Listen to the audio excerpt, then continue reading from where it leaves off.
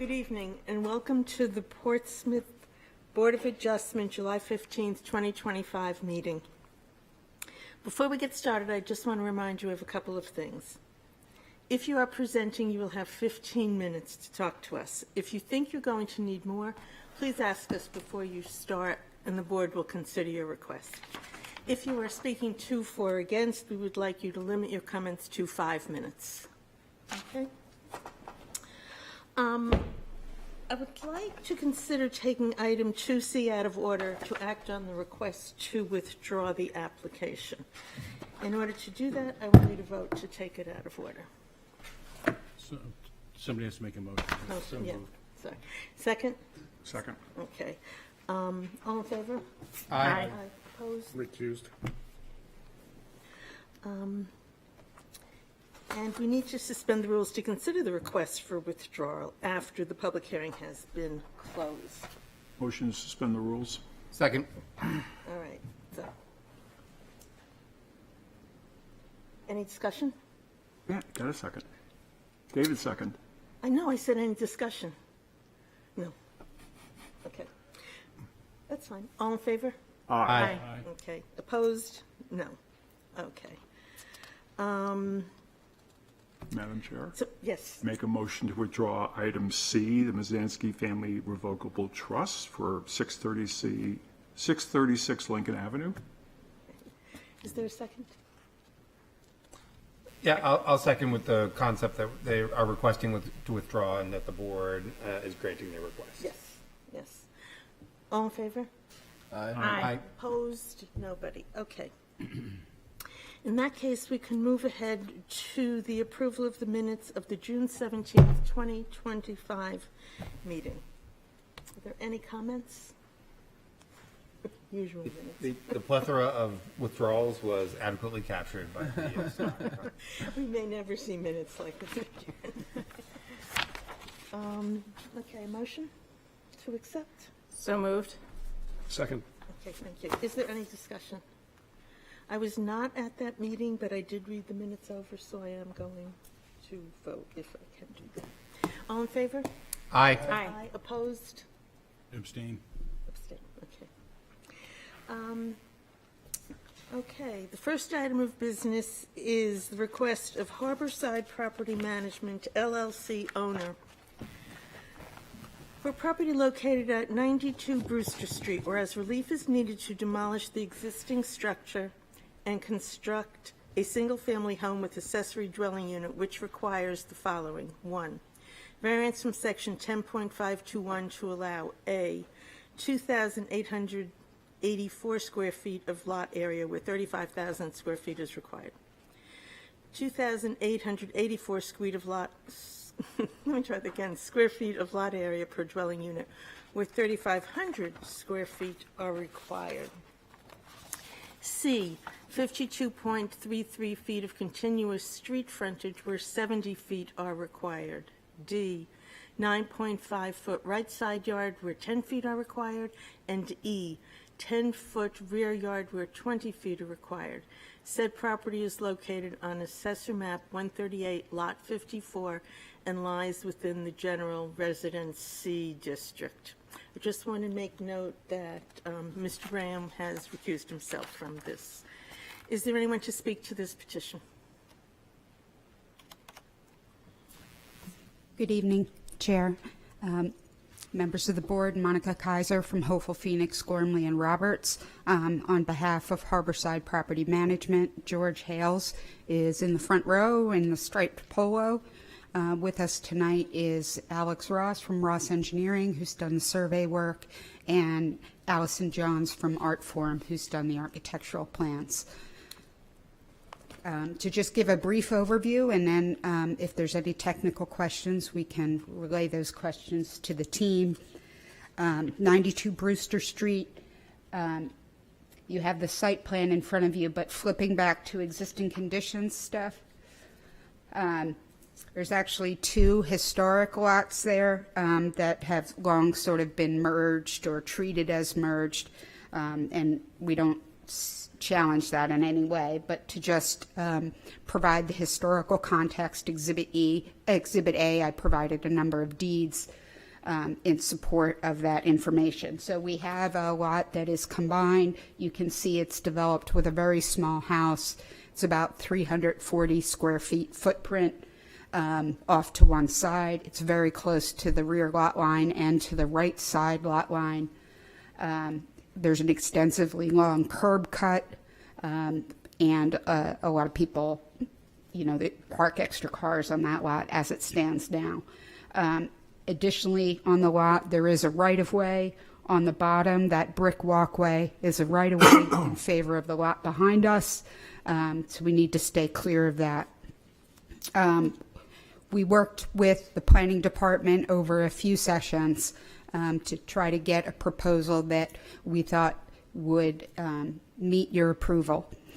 Originally, we thought about trying to squeeze a duplex in there, other things, and we just did not feel that was workable. The biggest problem in this neighborhood is the cars and the desire to try to provide space for parking off the street. Originally, we started with, maybe a duplex and garage under for both, and it was just too much. So what we propose, if you go to the site plan on the next page, is to develop this house, redevelop the lot with a new code compliant home that meets the left side setback, nearly meets the right side setback. I think we're asking for 9.5 or 0.6.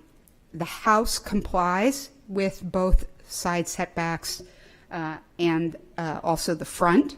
It's just the rear setback that we need more significant relief from. The idea was to provide a decent-sized home. The first floor is a single-car garage, but the way we've placed the house, you can also pull up alongside the house to provide some additional parking spaces.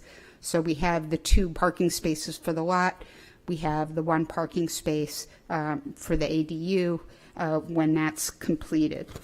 Because we're redeveloping the lot, the ordinance requires us to get relief from a lot of sort of existing or unchangeable things, including the lot area per dwelling unit, the frontage, the lot depth. All those things are things that we can't change. And even the house that's there now technically doesn't meet the lot area per dwelling unit requirement. What we've done is we've tried to propose something that has a more reasonably sized curb cut, accommodates the interior parking, and still provides an average size home. If you flip ahead to the architectural plans, you can see the elevations. The rendering is not really a good shot because it looks like a flat roof, but when you go through to the other elevations in the rear of the packet, you'll see that that is I don't want to use the wrong technical term for it, but it does have a roof pitch. It's just not as steep as maybe some of the other roof pitches in the neighborhood. Alex, is it correct to say that this is a slab on grade foundation? Yes. So there's been some feedback about the 3-story nature and the roof line received from one of the it's not a direct abutter. They're on Langdon Street, but there's a lot between us and them. But they have raised concerns about the 3 stories and the lack of the roof line not being more steeply pitched. I've reviewed the neighborhood. I find that there are a number of homes that probably may even be taller than ours. We are not asking for height relief. And the design itself is sort of beyond your purview. We're not in the historic district. But I don't think there's anything overbearing about this design. My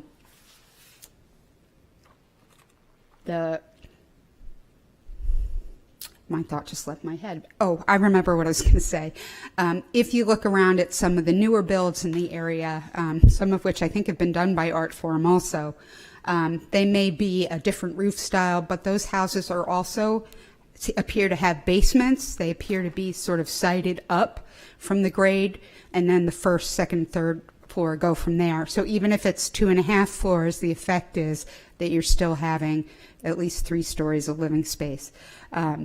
Additionally, there was mention in the public comment that that we could have a 900 square foot footprint house that would comply, and our footprint is 946 square feet. That does include things like part of the bulkhead and the porch and such, but this is not an oversized home. This is a very modest lot, and the configuration of the lot, its width and its depth, as well as that sort of weird jog on the north pond side, makes it very difficult to site, a modern home. And it also makes it difficult to site maybe a separate garage. If the lot is only 50 feet wide or 52 feet wide, it makes it difficult to have a house and a garage next to it. You're going to run into similar setback problems. So that is the proposal. If there's no technical questions, I'll just address the criteria quickly. Are there technical questions? Okay. Ms. Marchison? So I just want to make sure that I have this right. So you have the ADU is on the ground floor where the Yes. where the garage is, correct? And then there's a basement underneath that. No, it's a slab on grade. Okay, that's what I thought, because it says unfinished basement here, and then you had asked whether or not it was slab on grade. So there is no basement. No basement. There is a basement. How big is the basement? I apologize. Is it a But, crawl I mean, space? it's okay. I see it. They have the dimensions here. Oh, So- okay. So I just want to I clarify. apologize. That's okay. So it is a basement, ground floor ADU, and then the two second and third floors are living space for whoever owns that part of, whoever lives in that part of the building. That's correct. Okay, thank you. Who's the owner of the property? Mr. Hales? Mr. Hale. Okay, so here he's the manager of Harborside Property Management. Is he the owner of property? Okay. That's Need to correct. make that perfectly clear because the ADU can only be for the owner of the property. Okay, That's correct. thank you. There'll be a separate administrative approval process to go through when we get to that point. Are there any, Mr. Neese? Yeah, I just have a quick clarification. I thought when you were speaking, you said it meets setback requirements, but you're asking for a variance because you're slightly under one of the setbacks on one side, right?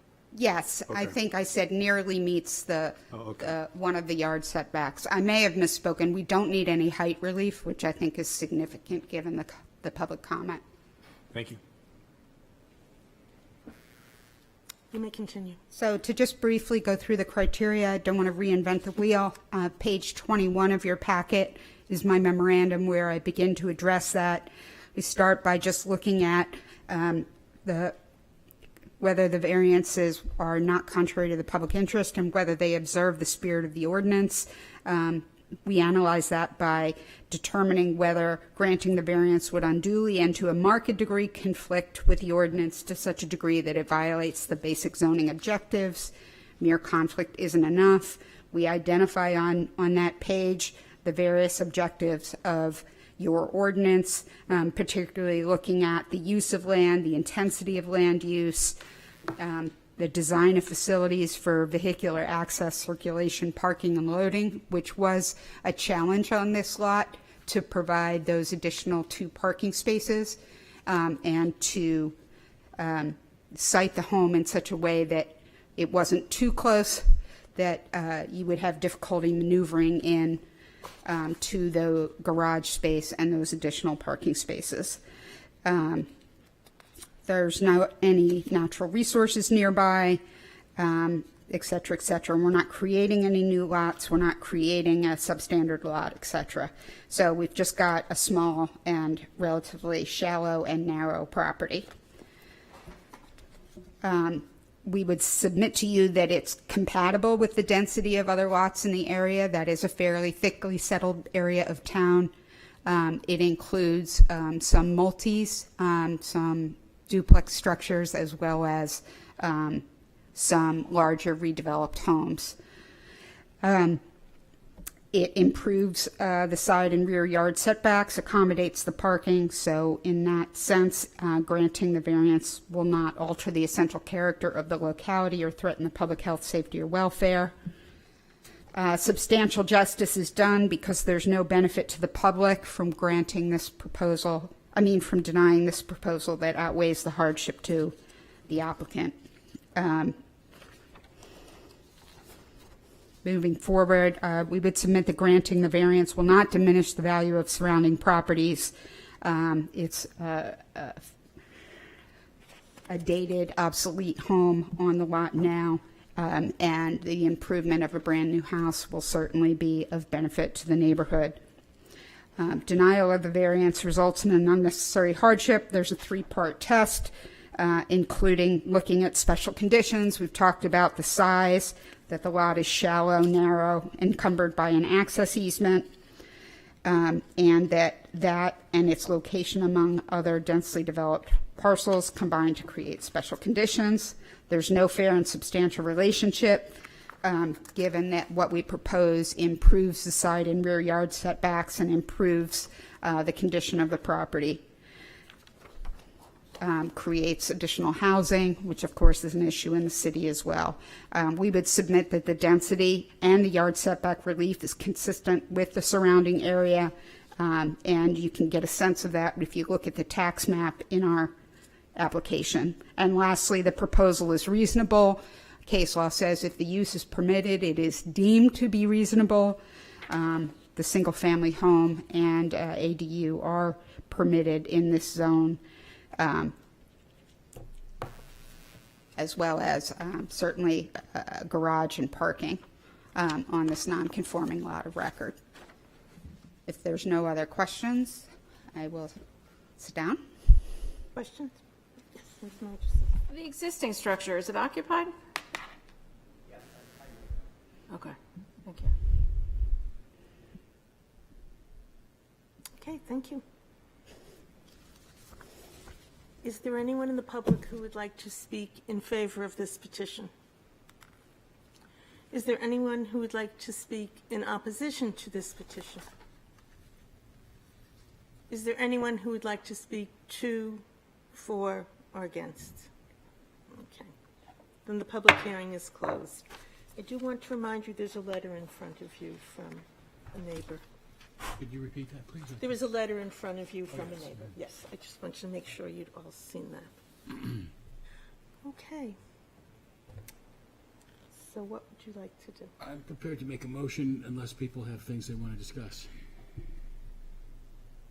can make the motion and then discuss. Okay, I move to approve the variance application as presented and advertised for all the variances. Is there a second? I'll second. Okay. Thank you. Okay, just a second, I should have got my It's okay. thing out first.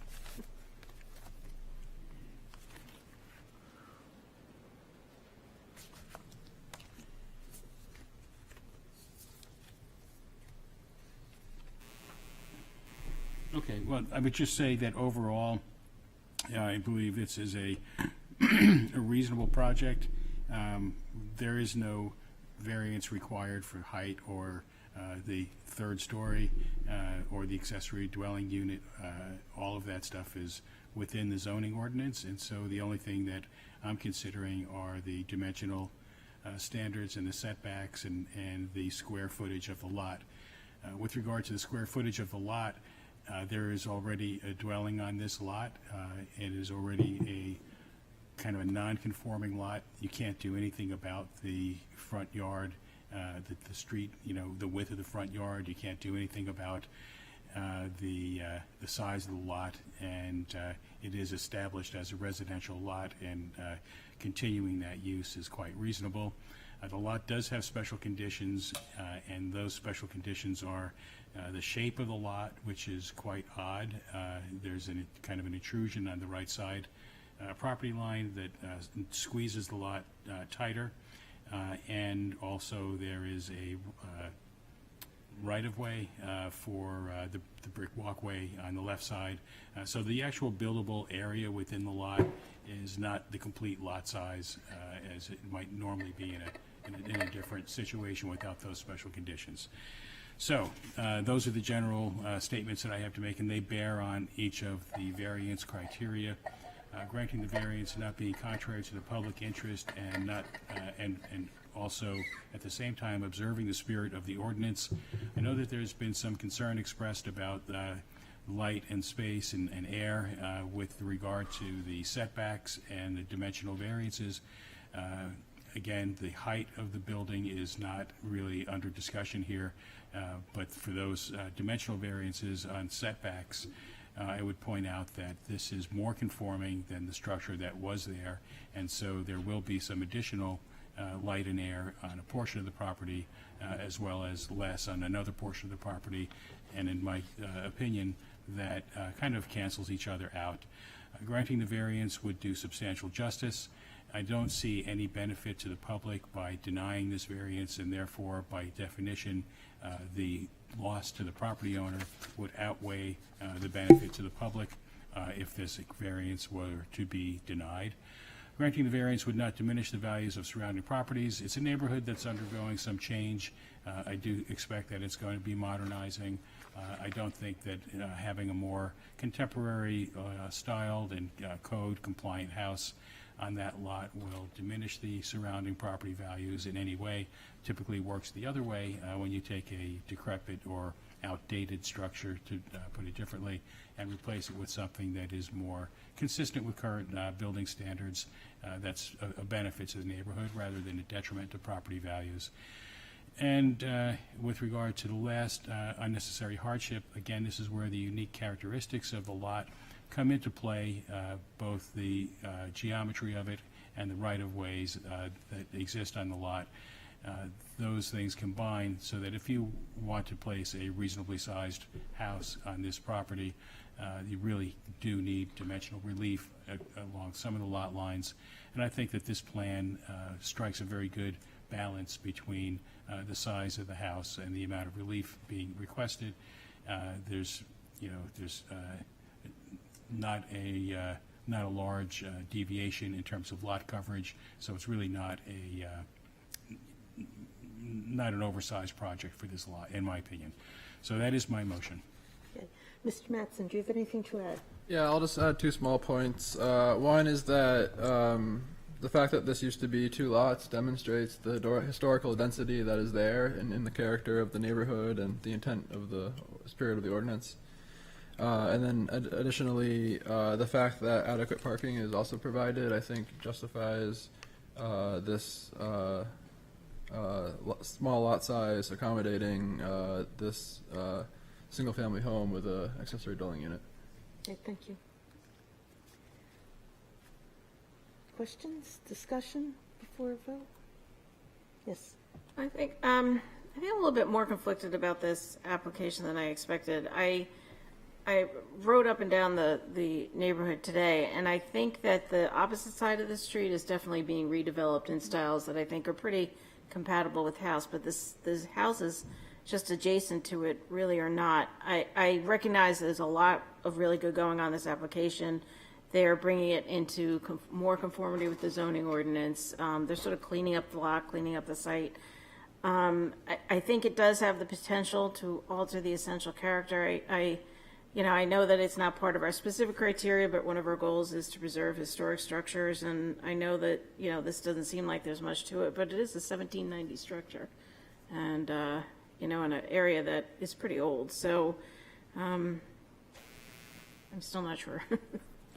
So, Anybody else? If Ms. Margison's going to do true confessions, I'm in the same boat, but I'm a little more supportive of it, mainly because my question about the ADU is, before I saw the actual application, I was worried about two houses going on here, because they were making the argument that they have two separate building lots. And I'm like, well, okay, fine, that's all well and good. And with this application, there's no longer a thing. Now it's just one building lot. It is merged. Yes. It can't be unmerged. so we don't have to worry about that. So right now, I'm supportive of it. Okay. Mr. Neese, any comment? No, I support this proposal.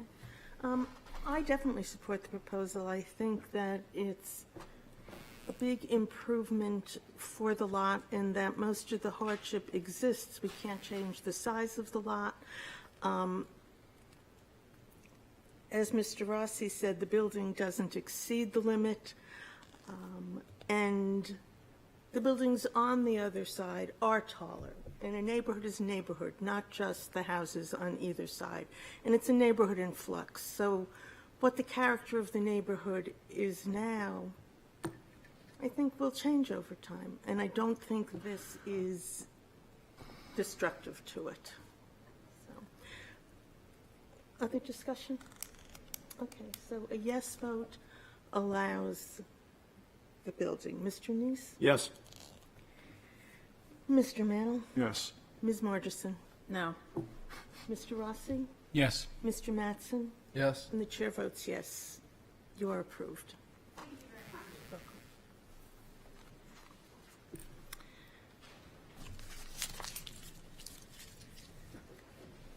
Okay.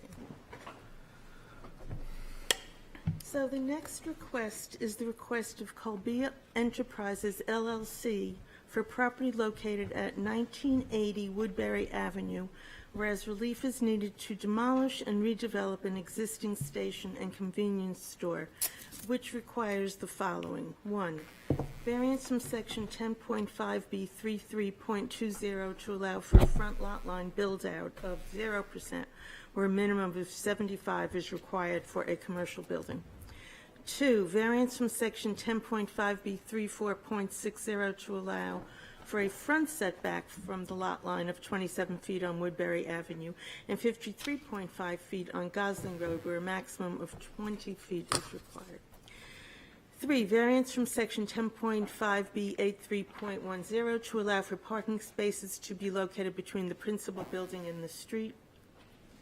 4, variance from section 10.835.31 to allow outdoor service facilities to be located within 34.5 feet and 40.5 feet of a lot line where 50 feet is required.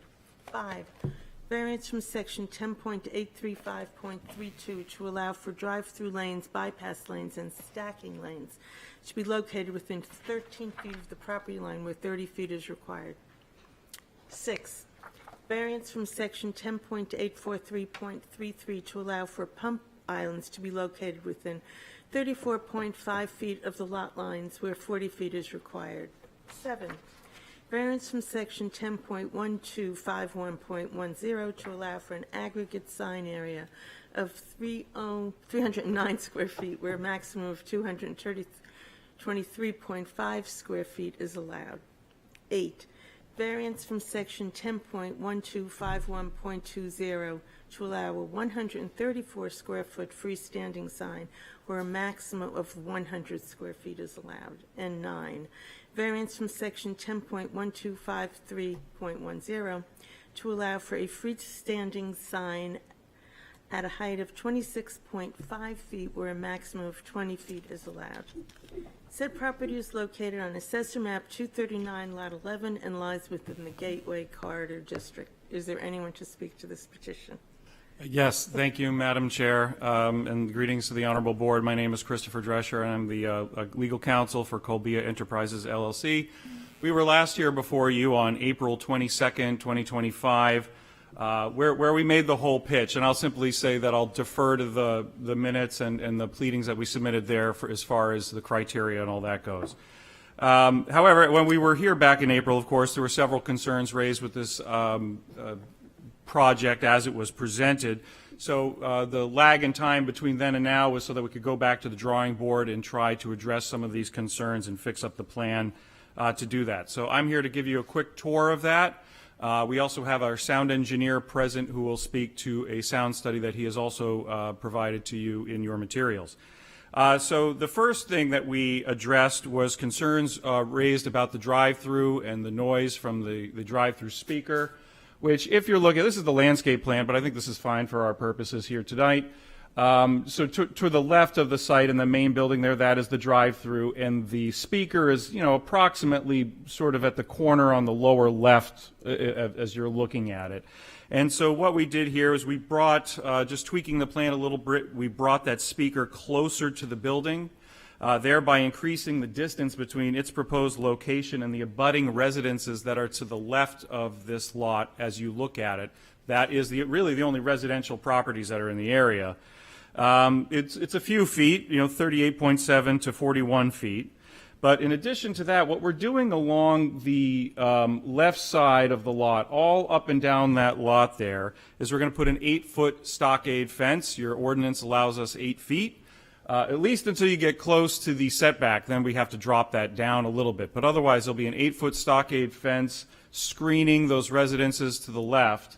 And in addition to that, and since we're already looking at this landscape plan, we're adding several plantings also on our side of that fence to help buffer that even more. And again, we've submitted a sound study. I'm going to have our sound engineer speak to that in a moment, but I think the results of that sound study demonstrate that even without some of these mitigative steps, that the sound is not going to be an issue. So second here, turning to some of the issues that were raised with signage.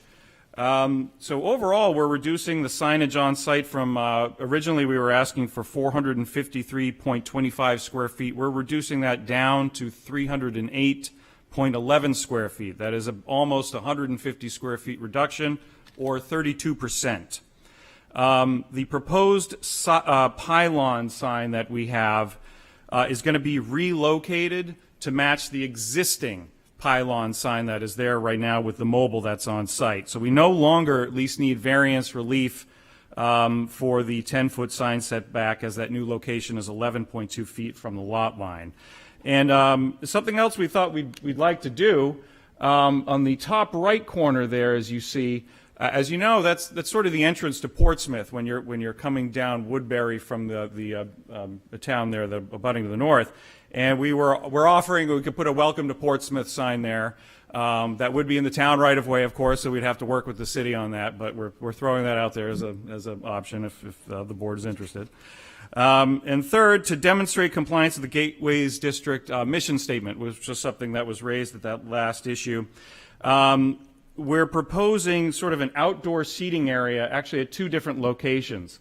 At the top left corner, which is where one of those signs would have been, we're putting some picnic tables there to sort of make an outdoor seating area. And then there'll be another seating area right at the, I'll say the top of the main building there, the northern point of the main building. We're going to put some picnic tables there as well. We're also adding some sidewalks that sort of go through the site, that connect pedestrian from one point to the other of the site. That way people do not have to walk up and around into the main intersection. We're also proposing some stamped concrete sidewalks at those pedestrian crossings to raise awareness for drivers. And finally, we're sticking a bike rack, which I believe is the sort of top left corner. Is that correct, Chris? That the bike rack, is that where that's going? Bottom middle. Okay. Yeah, so we're putting a bike rack there.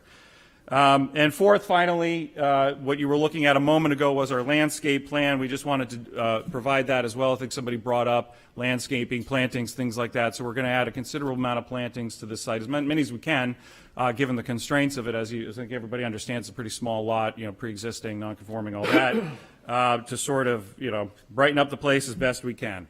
And on that note, then I'm going to hand over the floor to Eric Simpson, who's our sound engineer, and he'll speak to the sound study that he performed for this site.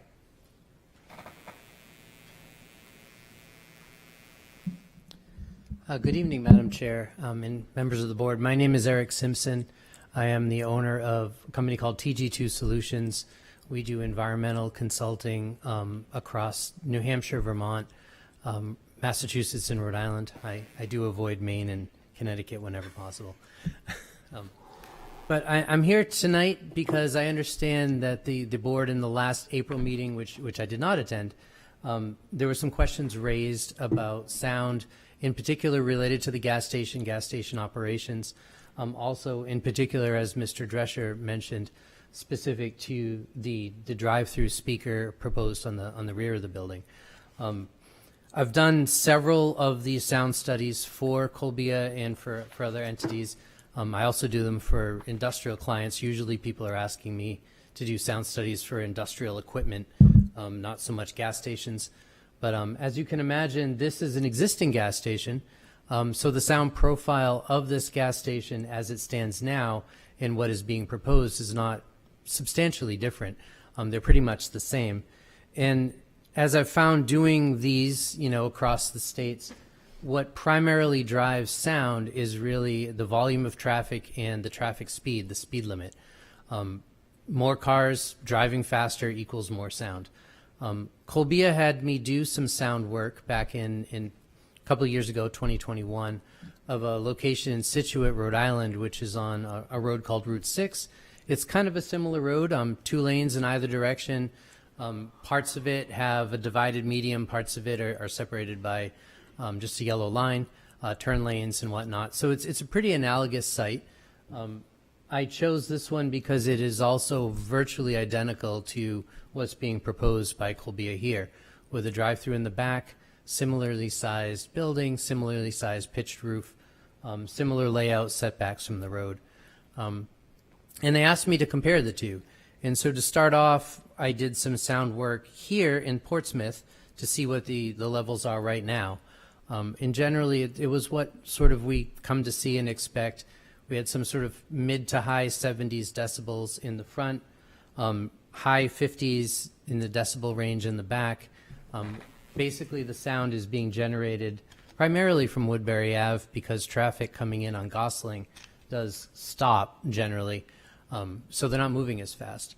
And in the evening, it's somewhat similar. It's more like the mid-60s decibels in the evening in the front and the 50s in the back. On average, there was a 13% reduction in sound carry from basically Woodbury Ave towards the back. And I think the concern is really the residential housing that's right behind the facility to, I guess, to the left of the plan or to the west. And, that was sort of what's going on right now as it stands as an existing mobile branded gas station. Comparatively, I did the similar study back in 2021 in Scituate, Rhode Island, and it was somewhat similar. 70s decibels in the front, a little bit quieter in the back in the 50s, and same sort of thing at night. And what I found is, and what I've seen in other locations too, I did this in Lexington, Massachusetts, which was really concerned about it. Also done work in Hooksett, New Hampshire, similar sort of concerns. What I found is a larger building with a pitched roof does a significantly better job at attenuating sound from a roadway than a small flat-roofed building. And that's what we have here existing in the mobile station is a flat-roof building, small. What's being proposed is a larger pitched roof, more New England style building instead of some sort of 1960s looking thing that's there now. But that does a significant job in reducing sound. In Scituate, Rhode Island, we saw a reduction of upwards of 30%, 36% sound reduction from the front to the rear. So what I was doing in my sound study was doing basically a kind of an apples to apples comparison. If this board were to approve and this was to be built here, I would expect an additional sound reduction from what's there now based on the construction of the building. And that's not including the fencing and the additional plantings that Mr. Drescher mentioned that the client and the applicant has added. So that was sort of my conclusions in the sound study that I presented to you in regards to sort of ambient sound. The second issue was really the speaker. And, that's something that does get brought up. It's been brought up in many municipalities. When I go out and measure the sound from a speaker, I'm looking for what I call the sound carry, which is basically as I stand away from the speaker when someone's ordering their iced coffee or whatever, how far do I have to walk before I don't hear that anymore? And with a sound meter, that's generally about 1 decibel. Below that, I'm not really hearing it with my ears. As I get older, it gets a little, more gray. But so if I use 1 decibel, which is sort of an industry standard as to where the sound attenuates off, What I've found on the speaker system is it's between 50 and 52, 53 feet to where the speaker system is no longer able to be heard. The nearest resident building is more in the 60-foot range. That leads me to conclude, in the absence of fencing and sound buffering vegetation, that the nearest resident wouldn't actually hear the speaker. That said, the applicant is proposing an 8-foot stockade fence as well as additional plantings.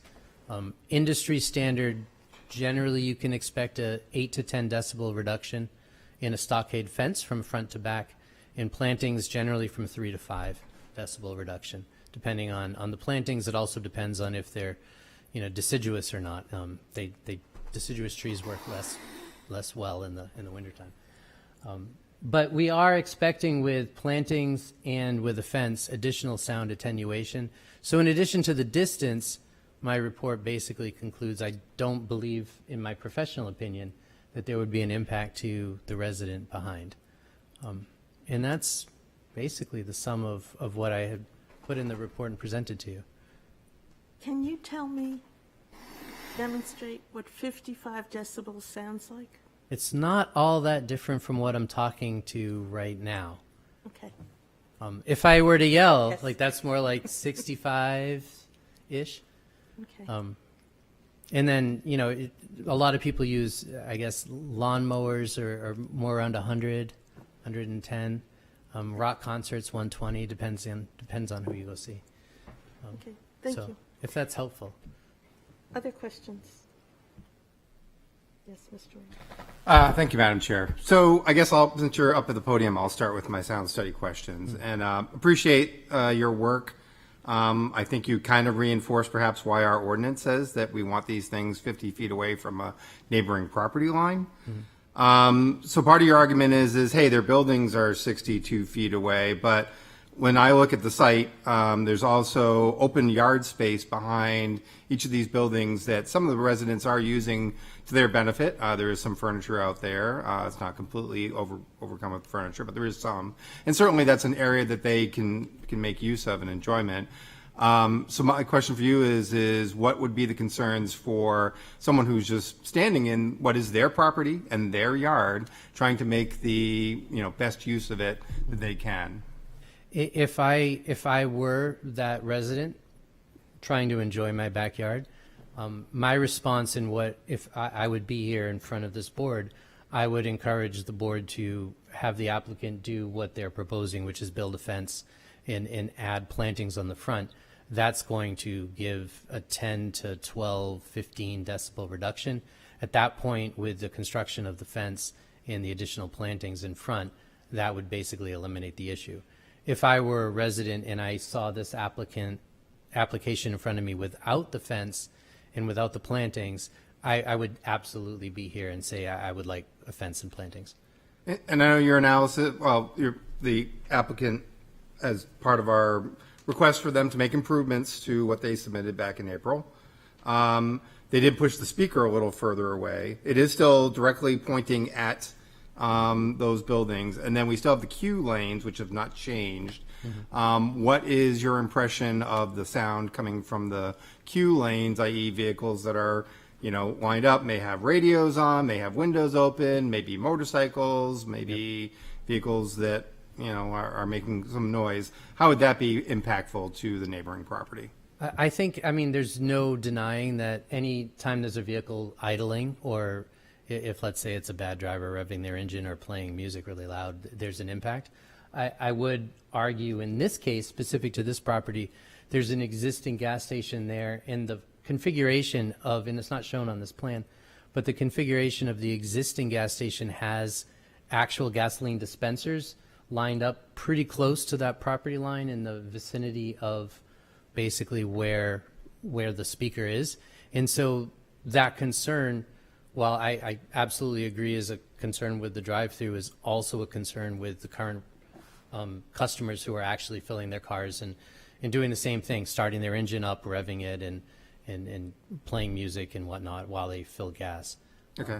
And then lastly, in terms of sound, sure, I understand decibels, very technical way of looking at it. Yeah. But the nature of how humans perceive sound is somewhat different. So I don't know if you have any experience or any insight into the nature of sound. And my impression being that conversations that take place at a drive-through window are particularly distracting simply because they are human speech.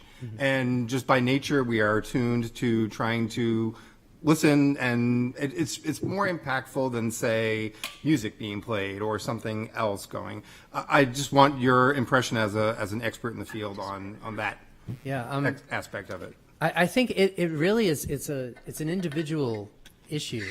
I know a lot of folks will actually feel that they perceive a deep bass as more distracting. You know, the thump, the thump, the thump, and you can imagine someone with a big speaker and a subwoofer in their car just cranking that out. It kind of goes through you. Whereas higher sounds do tend to attenuate faster because the wavelength is shorter, and it attenuates faster with distance in sound. But there are other people, like you said, who feel that voice sounds being a higher pitch are more annoying, if you will, to use a non-technical term. I would argue, just from a technical standpoint, that higher pitch does attenuate faster than a lower pitch. And so my personal opinion and my professional opinion is I'd rather see a drive-through speaker than a heavy bass sound system that's kind of permeating everything. But that is me. Okay, thank you. I don't know if that, yeah. If I may continue, Madam Chair. So I actually have some questions about signage, probably not your forte. So Yeah. in particular about the pylon sign, so I don't know who wants to address I'll turn that over. that. Thank you. Yep. Thank you. Likely a question for our engineers who are here, but Well, I guess, what is the I question? don't think they necessarily require engineering, but we'll see. So on page 133, that's really sort of your signage drawing that you have here. So, and I appreciate some of the things you've done. Overall, agreed. You've reduced the amount of total signage. You eliminated one of the pylon signs. Again, the homework that this board assigned you coming out of the last meeting was, no kidding, get rid of as much of what you're asking for relief as possible, especially with regard to signage. I mean, to me, it seems to be something that's fixable. So in particular, your pylon sign that's out on the Woodbury Ave side, really has not changed as far as I can tell. You still are looking for the same relief, 134 square feet, same height that you were looking for before. And I guess in particular, so I'm now trying to break down what you have there. And you have a lot going on that sign. You obviously have the Shell logo, you have your Four Seasons logo, the gas prices, okay. And then you have a diesel price sign. Do you intend on selling diesel at your facility? Having diesel? Yes. Okay, so that's new. And then a co-brand. So again, all of this is adding up to some of the height. I mean, was there anything that was looked at by the team on how you can get the height back within the box and ideally also get the total square footage? Yeah, back I in mean, the box with that sign. This is a common thing that we run into with the nature of the Seasons Market, Corners Market, and we have all these things we got to pack into a sign and have them logically be readable from the street. But taking in the board's concerns with signage, like I said, we've 86 to sign all together. We've pulled this sign back, keeping it in the place so we're not needing any more setback relief. But we still do need the relief simply to fit all these things on there. Okay. That's what I have. And some of that is also driven by the co-brand sign, because it's not really one user in the building, there's two. So Right. they do need some signage just to identify where they are, but we think it's reasonable for the size of the building. Yeah. I do just one more, I'm sorry, Madam Chair, one more No, clarification that's question. if I may. fine, but I would like you to identify I'm yourself. sorry, please. Chris Rice with TF Moran. Okay, go ahead, Mr. Yes, thank you. And on page 132, I just want to validate, and I think we've been talking about it, but I want to make 100% sure it's clear, where you have proposed menu board, that is in fact also where orders are going to be placed, i.e. where the discussion with whomever is on the inside of the building is taking place between the vehicle and... Right, the menu board and the speaker on the same thing, is that correct? Yes. Yes. Yep, thank you. Thank you, Madam Chair. Okay. Anything else? Would you Nope. like to continue? I think I'm done speaking unless Okay. the honorable board has any questions. We got the engineers here, as well as in-house counsel for Colbia. Mr. Neese? Do you know the dimensions of the existing signs? Dimensions of the existing signs currently? Oh, I would have to look. We did do an inventory on the existing signage. We did dramatically reduce the sign of the menu board as well, and we removed some, what they call the pectins, which are the shell logos at the corners of the canopy. Originally, there was one on every corner. We reduced that to 2, I believe, on the current plan. And we shrunk up some of the building signage where we could. We still wanted it to be somewhat visible from the street, but we didn't want it to be gaudy either. So I think the elevations speak to that. If you look at the elevations we provided, I've worked on 3 Seasons Corner Market buildings, Fooksett, Nashua, and Tilton, New Hampshire. And so if you're looking to see what one of these looks like, that would be a good place to start. And I could give you addresses for those. Okay. Other questions for the applicant? Yes, Mr. Rossi. Just to clarify, the ordering board, whatever it's called, that's lighted, is it not? It's internally illuminated. Internally illuminated. So have you given any thought to kind of the impact of lighting reaching the upper floors of the Portsmouth Housing Authority residences? I don't think so. That menu board, I think, is limited to a height lower than I am right now. And so with the 8-foot stockade fence, 50 feet away, I don't think you're going to see any light from it. It is a menu board screen, so I don't think it's as lighted as you would think. It's not the old school menu boards, but it's a display screen. And again, it would be below the height of the 8-foot stockade fence and the vegetation that's directly across from it. Aren't some of the apartment windows well above the 8-foot fence height?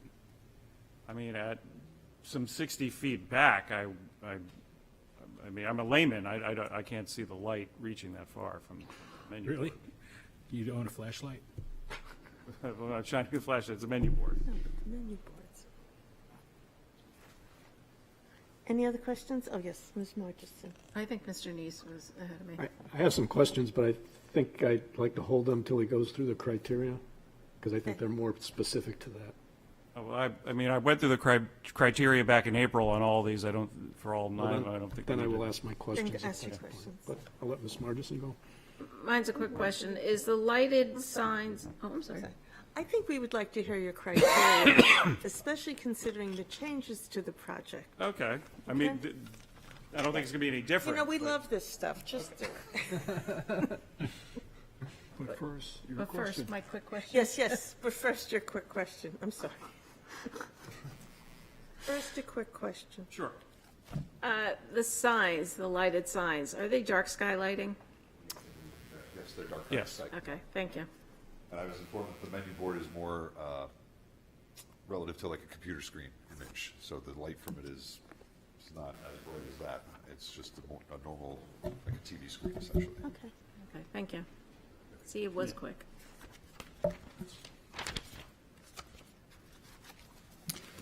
All right. Would it make sense, given that, I mean, I had to ask for extra time to go through all 9 of these last time, to try to sum it up under one roof?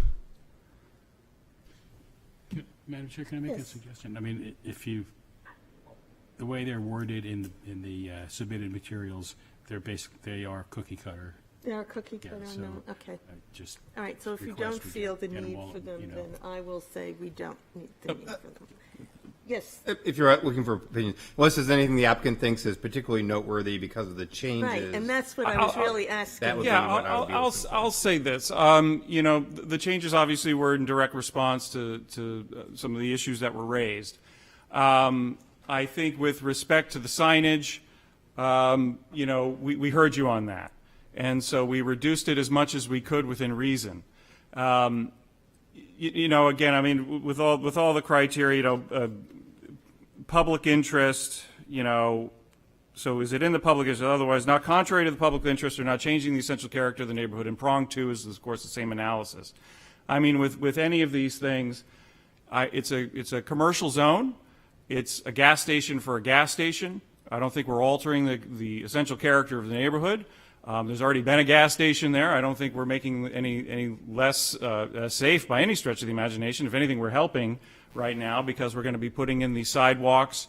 We're going to be putting in the raised bumps to raise awareness of those sidewalks, and we've heard you on the whole mission statement of the zone. We're connecting them, kind of adding some pedestrian-friendly, foot-friendly things like the picnic tables and the bike rack and things of that nature. With the signage, we've gotten rid of a sign altogether. We pulled the sign back, so we're trying to ask for less relief there. I know we're still asking for some square footage and height. Again, lots of things are kind of packed into these little stores, and so we just need to be able to convey that information. As far as, I apologize. Hold on, let me get my rhythm here. Substantial justice, is a loss to the applicant outweighed by gain to the public. I can say this, what we're putting there is going to be a lot nicer than what is there. And I think that's going to be an asset for the community and make it a much, much better spot. And it's going to get a nice facelift. And I think, so the public really stands to gain nothing by denial. It'll just be that same mobile there for the next 10 years, because that's what they'll do. They'll just, extend the lease. Yes? Oh, okay, no, is that, Oh, and there's less fueling stations as well. I think I could point that out. We're reducing those. Thank you, Chris. And we do have images, by the way, of our store in Nashua if you want to see what these look like. But I think a loss to the applicant would be greater than any gain to the public by denial. There's certainly no indication to think we're going to diminish surrounding property values. This is a use that's consistent with the area. Again, there's already a gas station there. To the extent that we might impact the neighboring properties, especially the residential properties, I think they've done a fine job trying to engineer some mitigative steps. We presented you sound study evidence that demonstrates from an expert that the sound is not going to be an issue here. And finally, the hardship. Well, the hardship's in the land as always. I mean, the special conditions, as I said for the record, I mean, they don't really change here. It's a corner lot. It's a small lot. The use has been historically here for decades. It's well suited for in and out traffic. That's inherent with a gas station convenience store, which given that corner lot. What's being proposed is slightly smaller than what exists today, and the amount of fuel pumps are going to be reduced by 50%, as I just said. And again, to the extent that the residential area to the left there, or the westish, we're taking as many mitigative steps as we can. So I think the relief we're asking here for, I don't think unreasonably for any of these ordinances, and it's all dimensional stuff for the most part. It's a setback, it's this, it's that.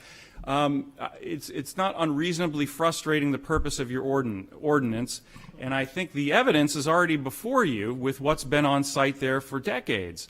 It's a gas station for a gas station. The gas station that's there hasn't proven to unreasonably burden your ordinance or cause any problems for the area that we're aware of. And again, what we're doing is going to be attractive. It's going to be newer. It's going to be safer. And I think it'll be an asset. thank you. Mr. Neese. Thank you. I got a number of questions, mainly because I want to get things on the record, to be perfectly honest with you, because there seem to be some discrepancies between what is written up in the explanation of the variance and what you're actually asking for. So for example, on page 65, when you're discussing variance 1, you say that the convenience store will be oriented to be flush against and present facing to Woodbury Avenue. Then on page 71, you say that the request is for a front setback of 0 feet where a maximum of 20 feet is required. This confuses me because if you're asking for a setback of 0 feet, no variance is needed. Yeah, it confused me too. This was something I think that Chris, remember, what was the whole logic of even asking for that?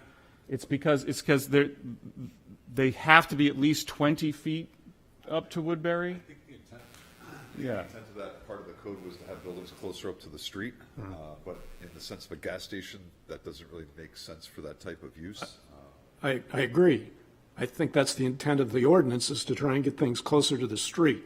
And the problem I'm having here is you don't want to be close to the street, but your package says you're asking for a front setback of 0 feet, when you're really asking for a setback of something like 30 feet.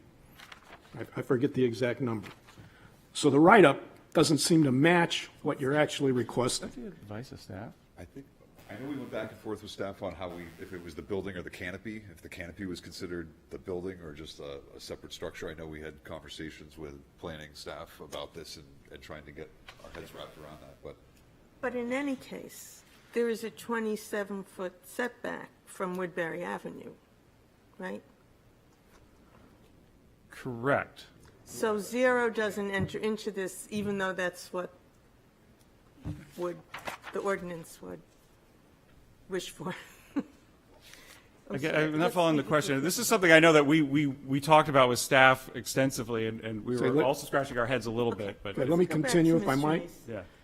Then on page 93, you've got language that I find confusing. You say that, I should go to page 93 so I can read it exactly. But anyway, it says, to allow drive-through lanes, bypass lanes, and stacking lanes to come within 13 feet of the required 30-foot setback. Now, I don't know how to interpret that. Does that mean it's going to be 17 feet from the setback?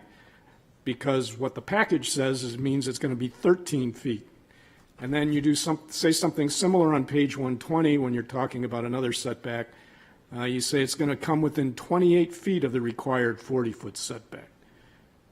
Implies to me it's only a setback of 12 feet, when in reality, I think what you mean is it's a setback of 28 feet. Can you, I'm sorry, I don't have the page numbers that you're looking at there. Can you tell me what variance you're on? That's variance 6. 6, okay. To allow the fuel pumps to come within 28 feet of the required 40-foot setback, so forgive me if it's the language, but I think what we're saying is there's a required 40-foot setback, and we would be within 28 feet of the border, of the boundary. So you're not within 28 feet of the 40-foot setback, you're within 28 feet of the boundary. Correct. I mean, Thank you. 28 That's feet what I'm trying to instead of clarify. 40, yes, so apologize for that. Okay, and so with variance 2, you really aren't asking for a front setback of 0 feet. You're asking for a front setback of whatever it is on the table, 27 feet? 27. And 53 from Gosling. Correct. I guess if that's how you want to word it, again, this was a I think head that- scratcher on how to word it, really. That's right. Okay, thank you. Okay, Mr. Rossi, sorry. That's okay, I spoke. With regard to, I'm sorry, if I may, the 0 feet was for build out, if that makes any sense. Yes. It's a percentage, percent. yeah.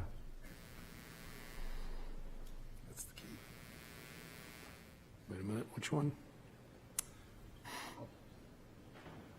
Okay, just go on. with regard to the landscaping plan, what will the maturity of the plants be at the time that they're installed? I mean, are they going to be 3 inches tall or 6 feet tall as indicated on the plan?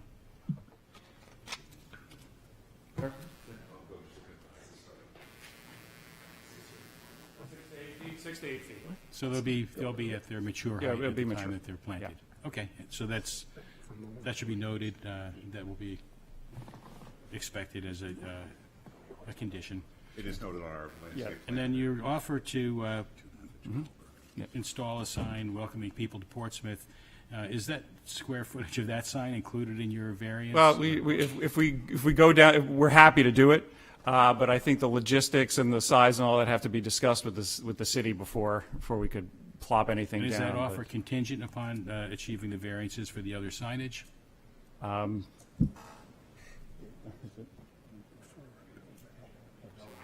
I guess it would be contingent on the redevelopment would be a fair way to put it. I Okay, mean, we're thank not, you. yeah, it's just a, So those are all my questions, thank you. offer, yeah.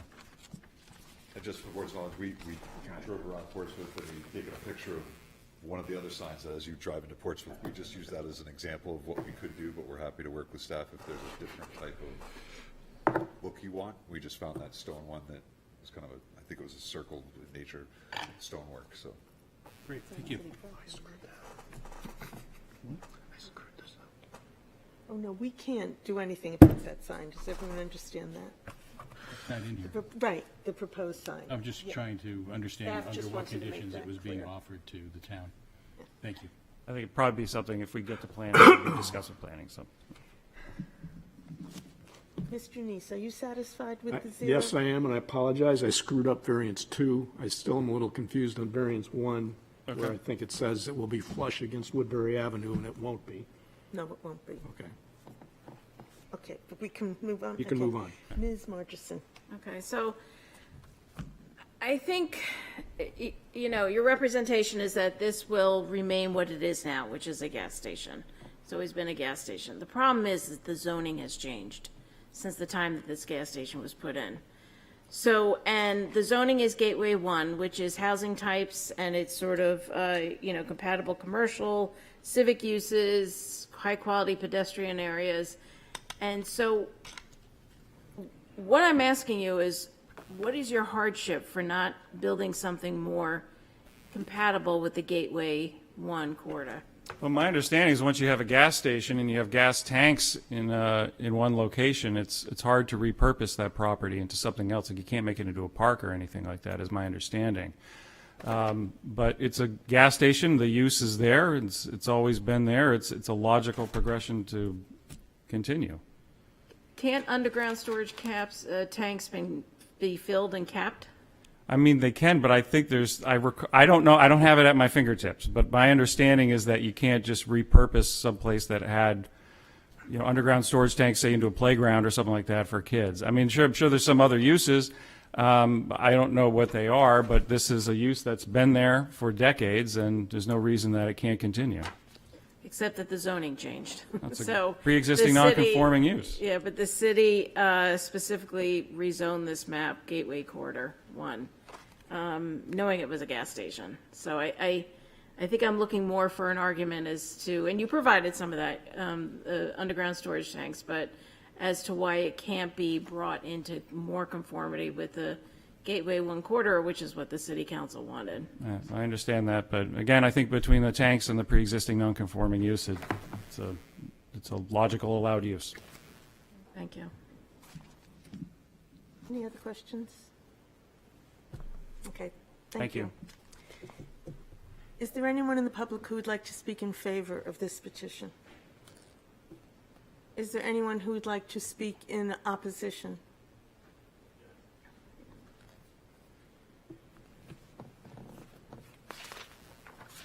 Hello, my name is Eric Kilchenstein. I'm a real estate attorney and a shareholder at Sheehan, Finney, Bass and Green. I'm also a Portsmouth resident. I live at 221 Middle Road, but if my toddler is throwing a water balloon at you or done something obnoxious, don't hold that against me, please. Anyway, so I represent the abutter. It's Rismar Realty Trust, which is you know it better as the Dunkin' Donuts.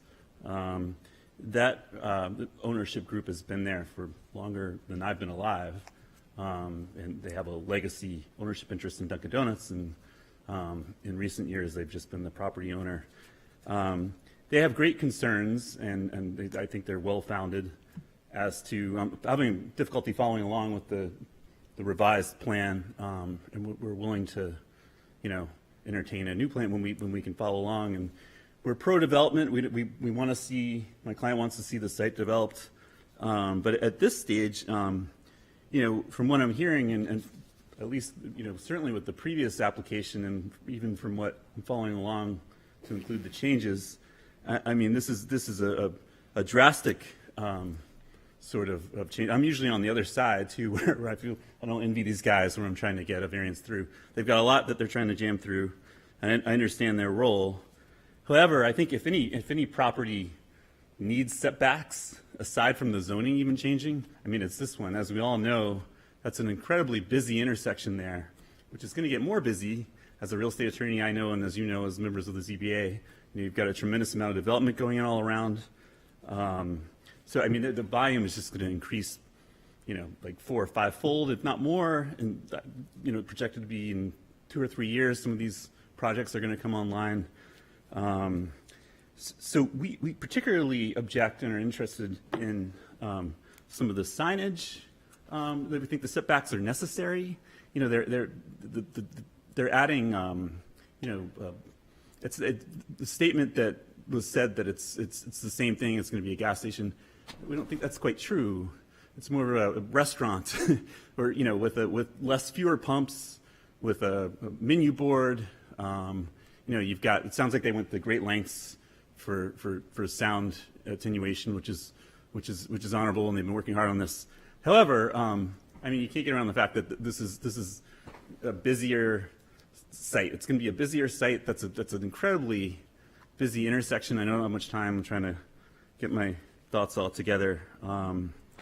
So I just don't see how any of the criteria for almost any of the variances that are on the table are met. From you know, as someone who's an experienced real estate attorney of 23 years, you know, I think, you know, and that said, my client wants the applicant to know that, you know, we're in favor of, and we'll entertain working with them if, you know, if they resubmit and they want to, you know, meet with us first. But at this stage, I mean, it seems like sort of an anathema to the site. I mean, as you know, you've got a drive-through right next door, which is my client's, right? And then you've got the Aroma Joe's next to that. Aside from them, this location being on the intersection, further down, you've got the Starbucks across the street. So aside from getting into the nuts and bolts of just each specific variance request, where I don't think the criteria are met, by the way, we just great concerns about the number of setbacks that they're asking for relief from, and conglomerating all these things for a significant change of use on that site. I mean, really, it's not just the gas station that's there already, right? So, you know, I think you know, making that site, adding these things, and if you were to grant relief for all these setbacks, I know I'm out of time. I don't see how that. I think the volume and crush of cars, which is going to be just worse with all these apartments coming on board, is not feasible or wise. And in this particular case, I think there's a reason for zoning in particular. And even though I'm always, usually anyway, on the other side of trying to seek variances, I think I think the zoning, you know, particularly makes sense here. That's probably the busiest intersection in Portsmouth. Setbacks are needed. I'll stop there. Thank you. Thank you.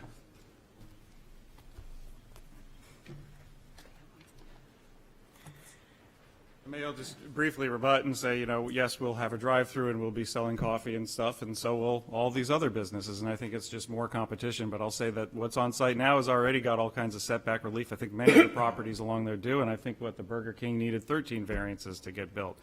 So, I mean, it's just a tough lot, and I think it would be healthy to have yet another drive-through business for the sake of competition as the population grows. Thank you. Anybody to speak to, for, or against? Okay. Public hearing is closed.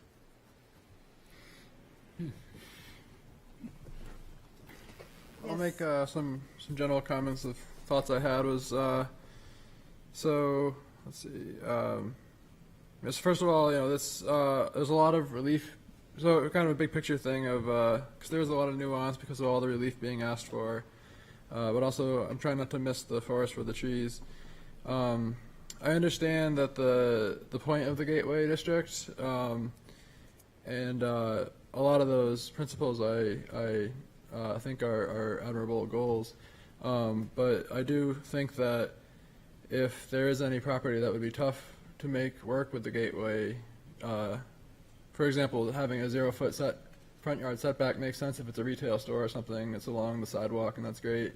But a gas station is something that inherently would be awkward to apply to have it be such a minimal setback. And it is also true that it's better than what's there. I don't know that by itself is a convincing factor, but it's something. And I do also, regarding the signs, I mean, I buy this concept that because there are multiple company names going on the sign, it's a little bit different than just if it was a single brand name or whatever. So, yeah, I guess those are basically my big picture forest instead of the trees thoughts. Okay. Thank you. Mr. Hussey. I thought the sound study was a very significant factor. One thing that didn't come up in the discussion, I don't think, this evening, is the mitigating effect that the design of this building will have on the current level of sound in the neighboring residential property, which seems like it would more than offset the intrusive sound, if there is any, from the signboard and the ordering station. So I thought that was a very nice piece of work. I'm not so sure about the math on equating decibel reductions to percentages the way it was done, but it's still, the basic principle is, it seems to be sound to me. I also think that looking at the overall, it took me a while to absorb this, but looking at the overall plan and the additional sidewalk area that was laid out, one of the things that came up the last time they were here was really how does this comport with creating a pedestrian-friendly environment. And I do think that steps have been taken to achieve that goal, even though they're not necessarily the way that they have been envisioned in the ordinance, where pedestrians are presumed to be walking along the streetscape. In this case, they would be presumed to be coming into the property, walking through the sidewalks, and then exiting the property also through the sidewalk, achieving some of the purposes of the 0-foot setback that would normally occur if pedestrian traffic foot traffic was along the road. So I think that's a good design. I think it goes some distance toward achieving the goals of the Gateway 1 district. When I look at the purpose of the Gateway 1 district, it certainly doesn't preclude non-residential uses. It's just uses that are compatible with residential area, and I do think that this is going right next to a residential property.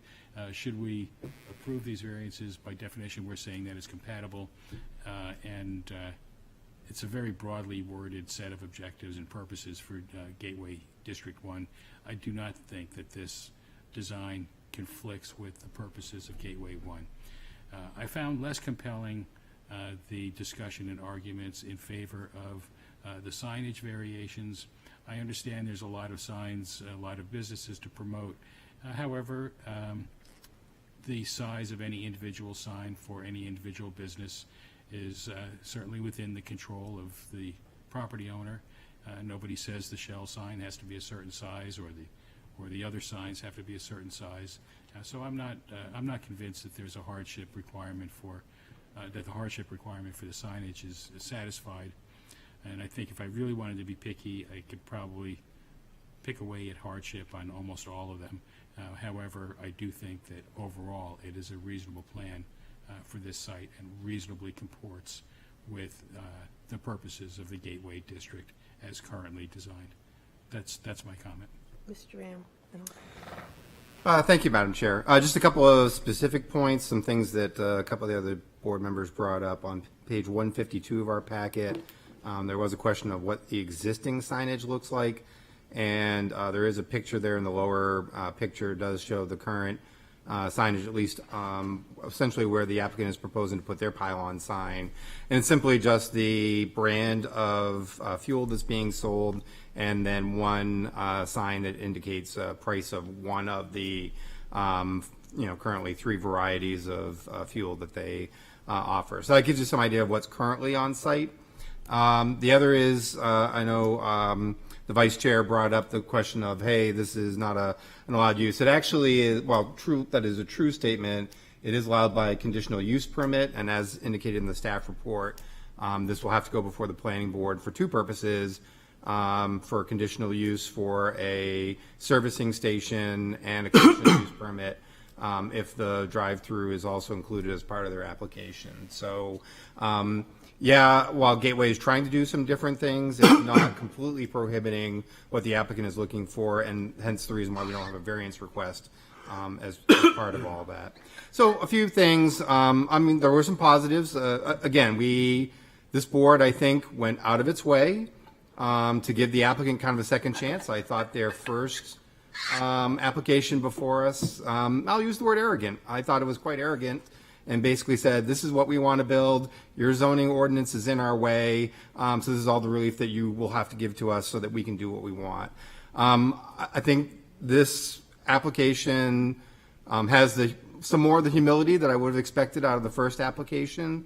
And they are trying to do some things, based off of some of the pushback that we gave and saying, hey, the Gateway is trying to accomplish these things. How is your application in any way, shape, or manner trying to accommodate those things that our Gateway District is trying to do?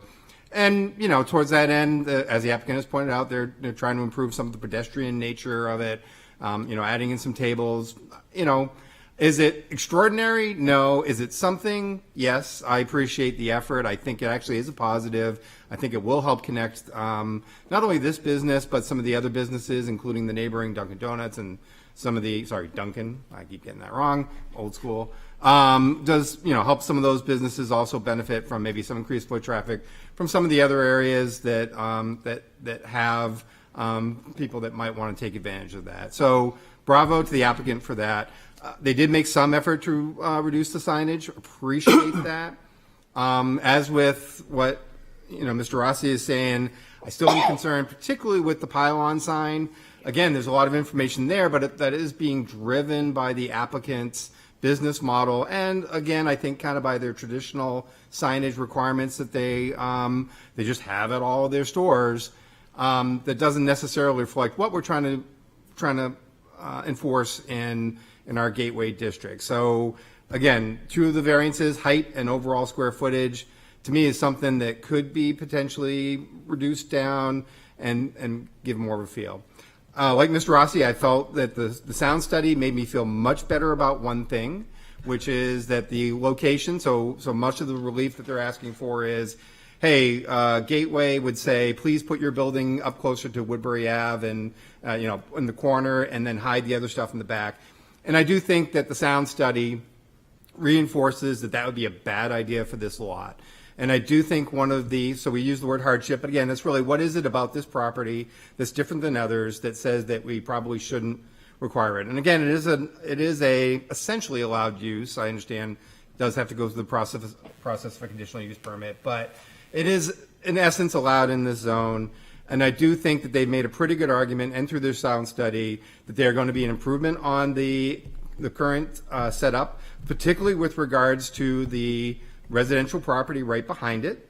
And I do think that this actually makes a lot of sense and helps me. I think that is a good justification for saying, yep, there's something unique about this property.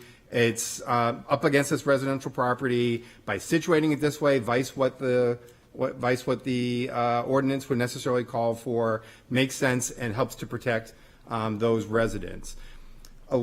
However, on that, I do still have concerns about the drive-through function. And so, yeah, okay, I agree that the residents on the other side of the fence are gaining from the reconfiguration of the building. I think that's still a separate issue from what they would potentially lose from this drive-through. And I'm still not convinced.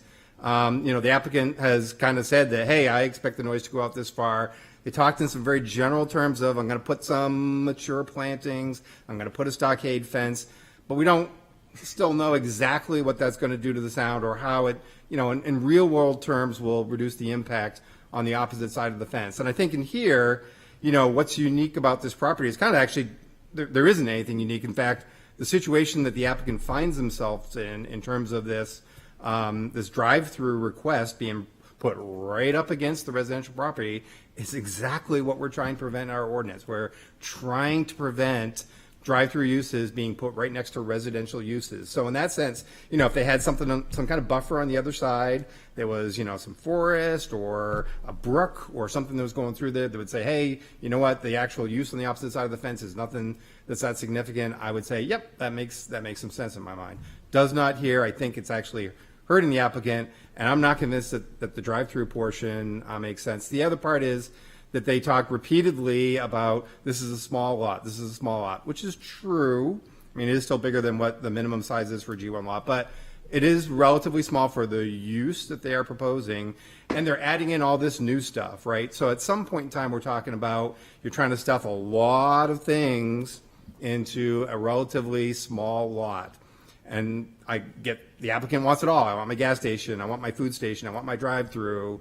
At some point, I'm just thinking this lot is telling us, I'm just not big enough to handle all that. And oh, by the way, I'm pressed right up against this residential little mini neighborhood. They have a backyard. They want to be able to make full use of that and not be impacted by what's going on in the gas station / drive-through / restaurant use next door to me. And so with that, the sign and the drive-through are still two areas where I'm very unconvinced that they need all the relief that they're asking for. Thank you, Madam Chair. Mr. Reese. I'll be brief. I'll try to be. I have not convinced that they have demonstrated a hardship for the signage. They're talking about a freestanding sign that is nearly twice the size of what this board approved back in 1995, and which I think is still the size of the sign that is out there that's shown in their picture. And that, they could get bigger than that current size, but they don't have to be nearly twice the size. So I struggle with the variance request for the signage. Would be interested in some discussion, I think, on the drive-through, though we've had a lot about it. The other variance requests, I don't really have a problem with. The setbacks and all that stuff, I think they make perfect sense for the use that is being proposed, that is allowed under a conditional use permit in this area. Should we consider separating the sign request from the rest of the application? So I would, Madam Chair? Yes. I mean, I would actually suggest perhaps 3 motions, depending on what people think about the drive-through. Yes. One for the signs, one for the drive-through, and one for the setback stuff. Okay, I'd like to hear what you think about that. Yes, Ms. Matchison. I'm a little on the fence about this application to begin with. However, I could be persuaded by some arguments about the features of the application that are not related to the sign and to the drive-through. I really, you can make a good faith argument that this is replacing one gas station with another, but this is a significant expansion of what is on this property to begin with.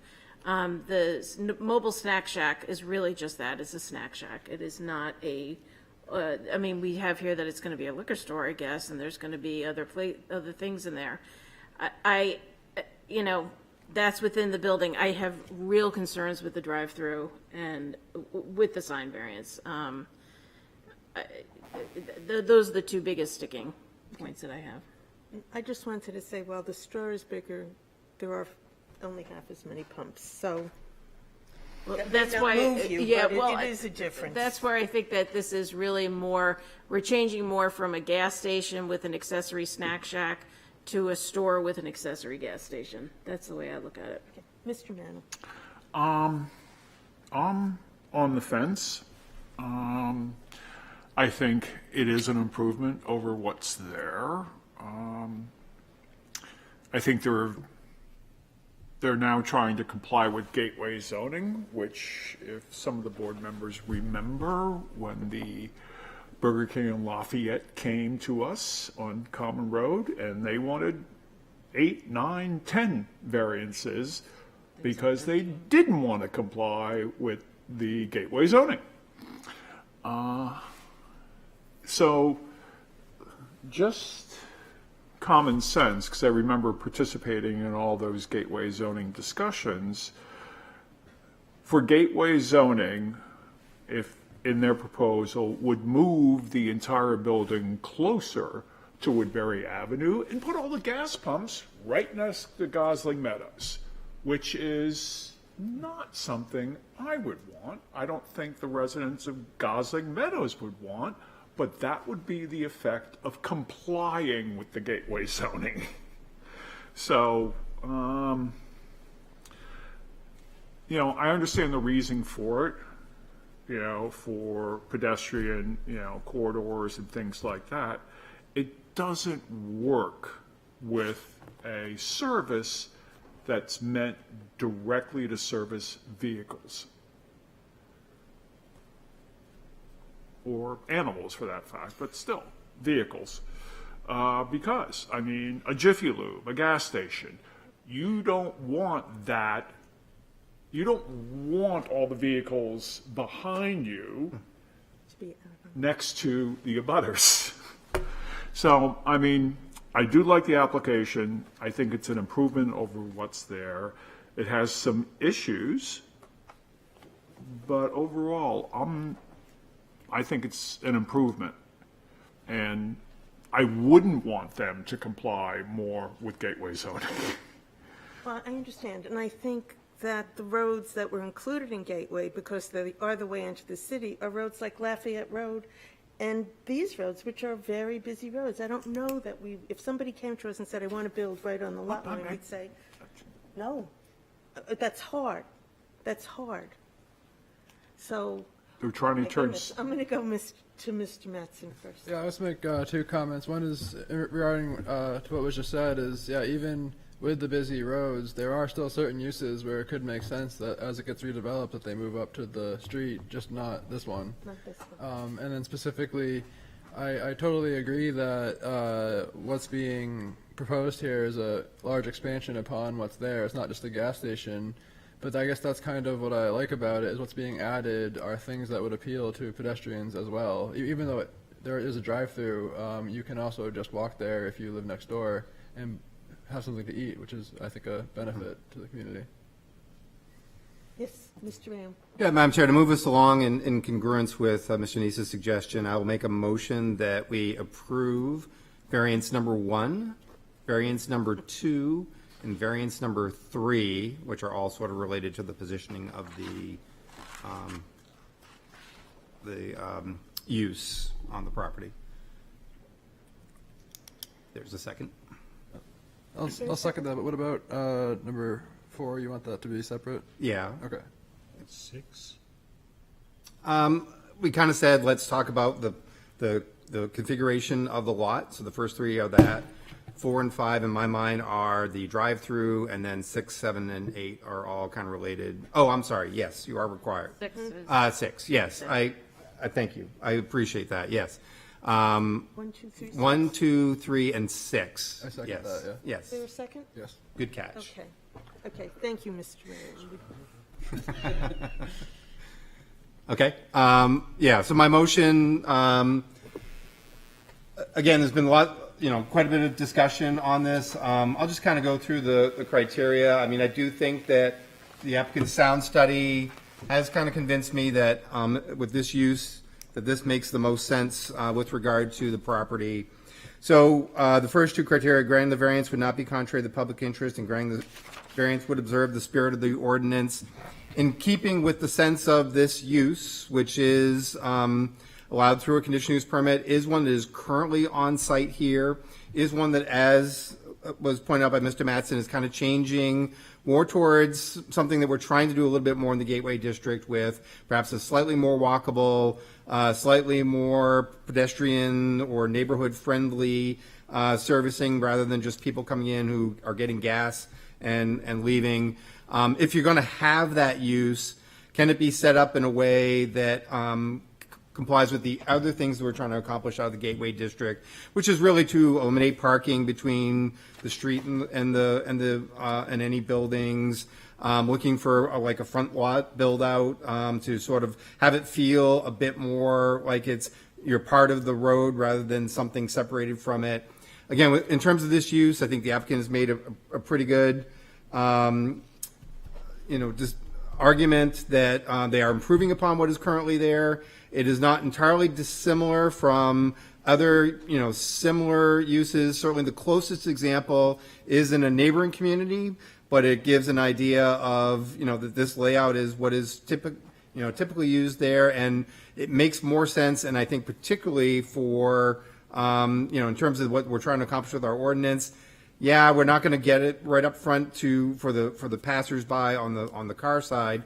There are some things that are being done in terms of better pedestrian use, and then this really makes the most sense for the neighboring properties in terms of being allowed.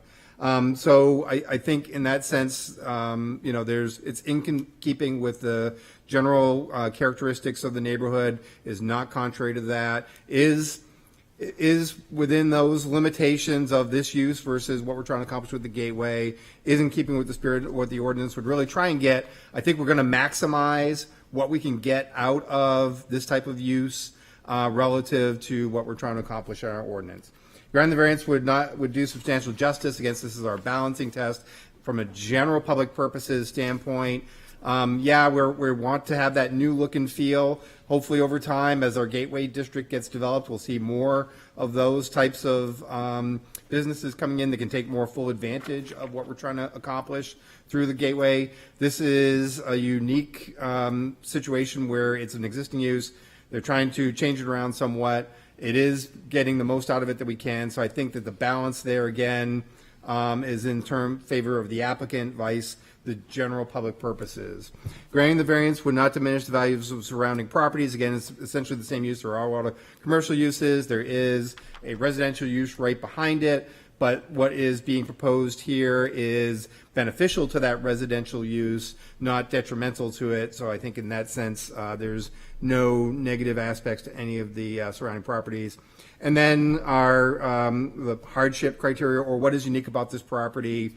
Again, it's a corner lot with this particular use, and it does have the residential property abutting right up against it, and residential is right next to it. So I think the applicant has made a good argument that says, hey, through our sound study, we're going to be improving upon the current situation, and in terms of what we can accomplish with the gateway requirements, we're going to do the best that we can, and it's going to benefit that neighborhood behind us. And it makes the most sense really for a layout in terms of then benefiting the general public with their access into the space. They're making use of what we have to offer as a business. So there are some unique characteristics there. And basically that it is essentially an allowed use. We'll see if the planning board fully agrees with that. But within the conditional use requirements, it is allowed, and it makes sense within that. So with that, I recommend that variance number 1, variance number 2, variance number 3, and variance number 6 all be approved. Anything to add, Mr. Mayor? Nothing to add. You sure? Well said. Good job. Discussion before we vote? Okay. 1, 2, 3, 6. Mr. Neese? Yes. Mr. Mannel? Yes. Ms. Margison? Yes. Mr. Rayner? Yes. Mr. Rossi? Yes. Mr. Mattson? Yes. And the chair votes yes. Okay. And what else would we like to do? I'll take a crack at variance Okay. number 4. 4 is sorry, what? You want to do 4 4 and 5. 4 and Yeah, they 5. can't do 4 it and 5. together. 4 and 5. Which one is 5? Okay, That's 5 stacking. is for the stacking. That's the Okay. stacking lanes.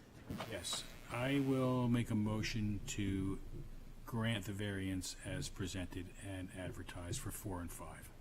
Is there a second? Oh, I'll second. Okay. Okay, so I think this was a tough one for me to get to, but I do think that the sound study with regard to the ordering board and the commitment to plant mature plantings along the 8-foot stockade fence really means that from day one, this will be in as good shape as it can be with regard to sound. 5, you have the stockade fence and the plantings there as well to mitigate the sound of idling cars. And you also have the fact that in the current use of the property, there are gas pumping stations there, which are going to be at least as disruptive in terms of noise as the proposed use here. So I don't see this worsening the situation with regard to noise from vehicles idling. So I don't see anything that serves the public interest in denying this variance, and in that this variance does not create any new safety or pollution or hazardous spill hazard or anything like that. So there's no public interest served by denying this variance, and therefore the granting of the variance would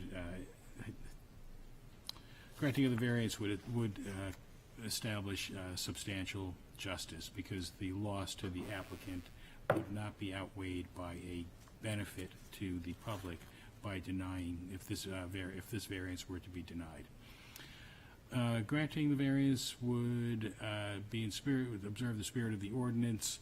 Again, the spirit of the ordinance, the purpose of the Gateway District is to facilitate a broad range of housing types together with compatible commercial, fabrication, and civic use in a high quality, so on and so forth. I do believe that having a drive-through food facility is compatible with the with the objective of Gateway 1 district, and therefore I don't see this being contrary to the purposes of the ordinance in this particular district. Granting the variance would not diminish the values of surrounding properties. I think that the aesthetic improvement on this site and the removal of the gas pumps that are currently close to the residential area is an improvement to the value of the residential property. Potentially the reduction in noise due to the building design and location is an improvement. So, wait, maybe that has nothing to do with variance 4 and 5. Let me think about that one. Yeah, well, I don't think that allowing variances 4 and 5 would negate those factors. So I do not see a reduction in the surrounding property values. Literal enforcement of the variance would result in an unnecessary hardship. I think the special condition of the property that really militates toward allowing these variances, which are really dimensional variances for, for the location of this drive-through area and the order board. It's just the fact that the building has to be placed there in order to accommodate on this lot the gas station, and there's really no other, you can't really move the building over to achieve the required or fully compliant dimensional standards. So that's what I can say with regard to my motion. Maybe some of those things are not as specific to items 4 and 5 as one would wish they would, but they are part of a package of the overall use of the facility, so it gets a little bit blurry, and I'll just leave it at that. Okay, thank you. Mr. Mattson? Yes, so I'll just add, for me, a big factor is just knowing that fast-moving vehicles and more vehicles is really, that's what is really noisy. I think essentially stop and go, a few vehicles placing these orders, it's really not going to be as potentially detrimental as some that are concerned with it. And sound does exponentially decrease from its source, so I don't think this will be a problem. And just based on the site plan and this particular parcel on the corner located relative to the residential lots, it's just with the relative benefits and trade-offs of having the gas station as well as the food service aspect of it, it just seems to make sense to me. I forgot to say one thing in my motion in support of it, and that is that having this service in this location does not really alter the fundamental characteristics of the neighborhood. As the Duncan abutter pointed out, there are a number of drive-through facilities scattered throughout the area, and this would be perfectly consistent with the standards of use within that neighborhood. Okay, thank you. Any further discussion? I see. Yes, Mr. Mann. Thank you, Madam Chair. Yeah, I'm not going to be supporting this motion, and to the last point that was just made, I mean, I did spend some time kind of staring at what goes on in the Duncan. I've actually been in that line before on a few occasions. Most of the queuing is actually perpendicular to the neighborhood. There is probably like one car length that sort of queues up, but it's farther away from the property line than what is proposed here. There's also a bit of a height variance as well. It is up on a little bit of a hill there.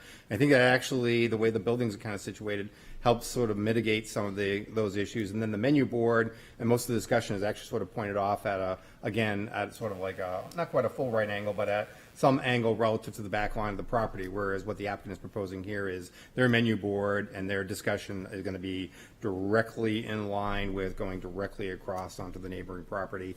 And then the Aroma Joe's and certainly some of the other users are farther away from this particular residential use and are less concerning for it. My concern is this is right next to the property. If this was another more established neighborhood in Portsmouth, there'd be people out with pitchforks and torches right now talking against it. The fact that this is a PHA property, we probably didn't see that tonight, but that doesn't mean that the value of the experience that those people get out of the housing that they have should be any less, and I do think this is going to lessen it. Any further discussion? I'm also not going to support it, although in general, I think you guys have done a terrific job of listening. And if it weren't 24 hours, I might feel very differently about it. But not only is there going to be late night traffic, but there's going to be early morning, I'm getting coffee on my way to work traffic. And I think that's just too much for this neighborhood.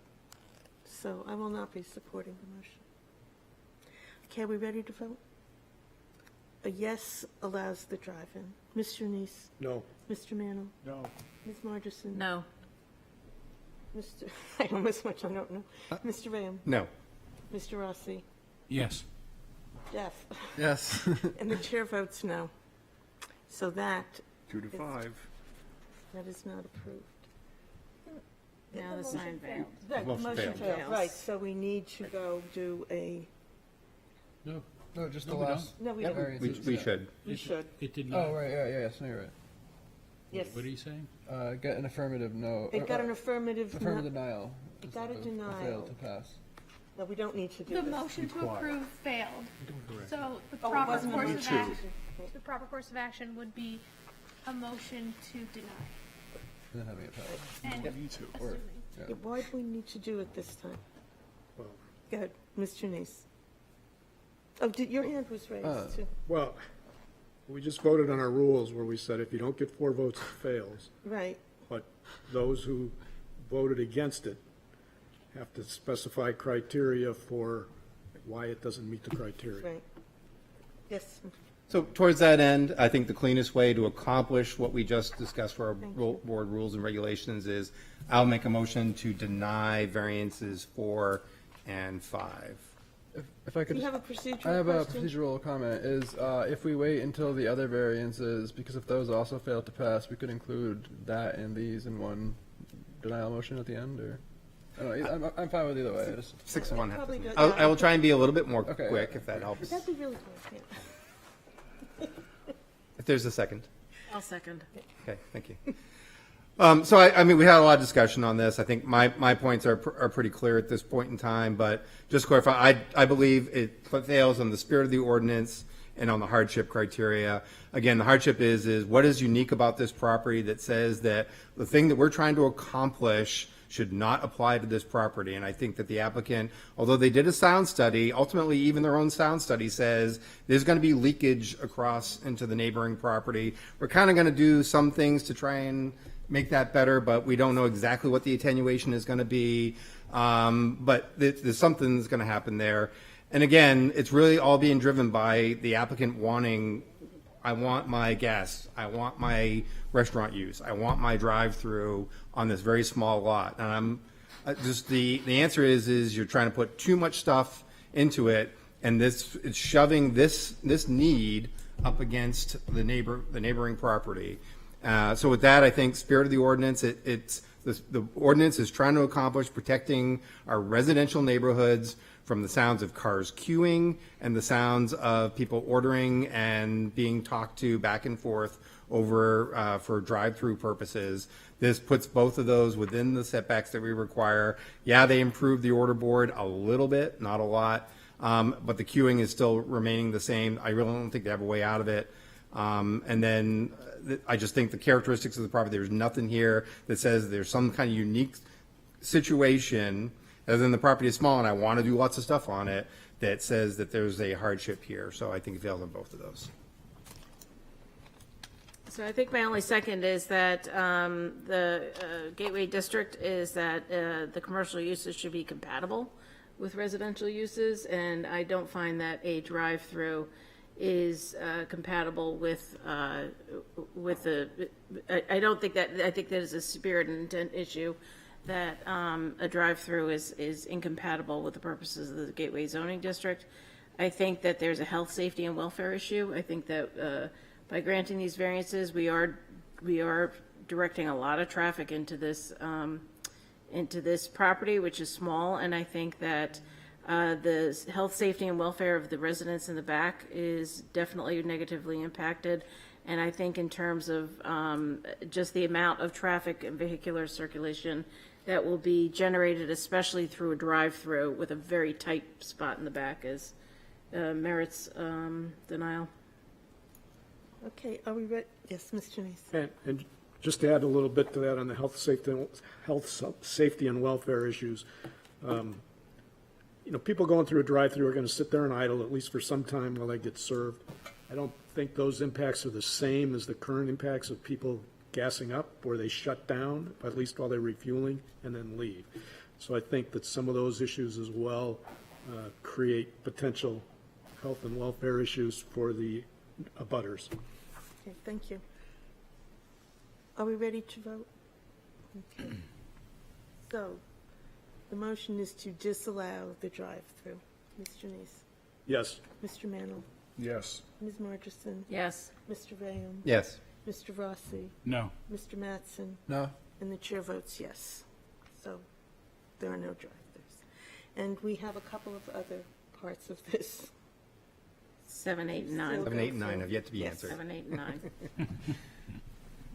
Those are the sign variances. Oh, do you want me to Who take a would shot like at to that one? speak to that? Maybe Mr. Neese, he was concerned about them. If you would. Sure. It's up to you. I move to deny variance requested 7, 8, and 9 as presented and advertised. Is there a second? I'll second Thank you. Only one criteria has to be unfulfilled for denial. I believe that the request does not meet 2 criteria. I don't believe that it observes the spirit of the ordinance. Sign regulations are adopted to maintain and enhance the city's residential and commercial character. The size limits in the ordinance are designed in order to achieve this. I believe that in this gateway district, exceeding the limits will adversely affect the, hang on, I lost my notes. Accidentally. Give me a second. Will adversely affect the character of the area, particularly for a property that is one of the first at the entrance to the city in the Gateway District. CD4 is a new zoning area, admittedly, or at least new since the original place was built. It is in some respects aspirational. We're trying to change what's going on in the area, and it's designed to enhance the area. And I think approving this variance will work against the spirit of that ordinance. I also believe the special conditions of the property do not support the need for a variance. The existing signs are much smaller. There's been no evidence presented that they've been inadequate. I guess the argument could be made that there are not as many activities going on the property as what the applicant proposes. But the freestanding sign area exceeds the limit by 34%. I think the height by close to 32%. I don't believe that they've demonstrated any real hardship for why they can't meet their needs by staying within the criteria of the ordinance. I have nothing to add. Okay, just a point of Yes, reference. yes. Mr. Neese said CD4 for the zoning Oh, district. I'm sorry. Sorry. It's G1. Yeah. Yes. Mr. Ram? I will support the motion, although I actually don't fully agree with it. I do actually think variance 7 is something that I'm more willing to give them an overall aggregate sign area of some of the things that they're trying to do. That said, the pylon sign, I just don't see any reason. I think it's being driven by the applicant's approach towards their business and wanting all kinds of visibility for the various aspects of their business that's driving that. So in particular, 8 and 9, I'm very much against. I guess I will say that I will support the motion to deny for variance 7, but I would leave open in my mind that there is some possibility if the applicant wanted to come back and more fully explain, a sign package that reduced the 34 square feet of the pylon sign, but wanted to continue to have some additional signage above the 223.5, that there is some room there for, without invoking Fisher v. Dover in my mind. I'm also going to support the motion, but I agree with what you've said and would welcome a refiguring of what is necessary. Okay. Well, Yes, I'm sorry, Mr. The vote was to deny, right?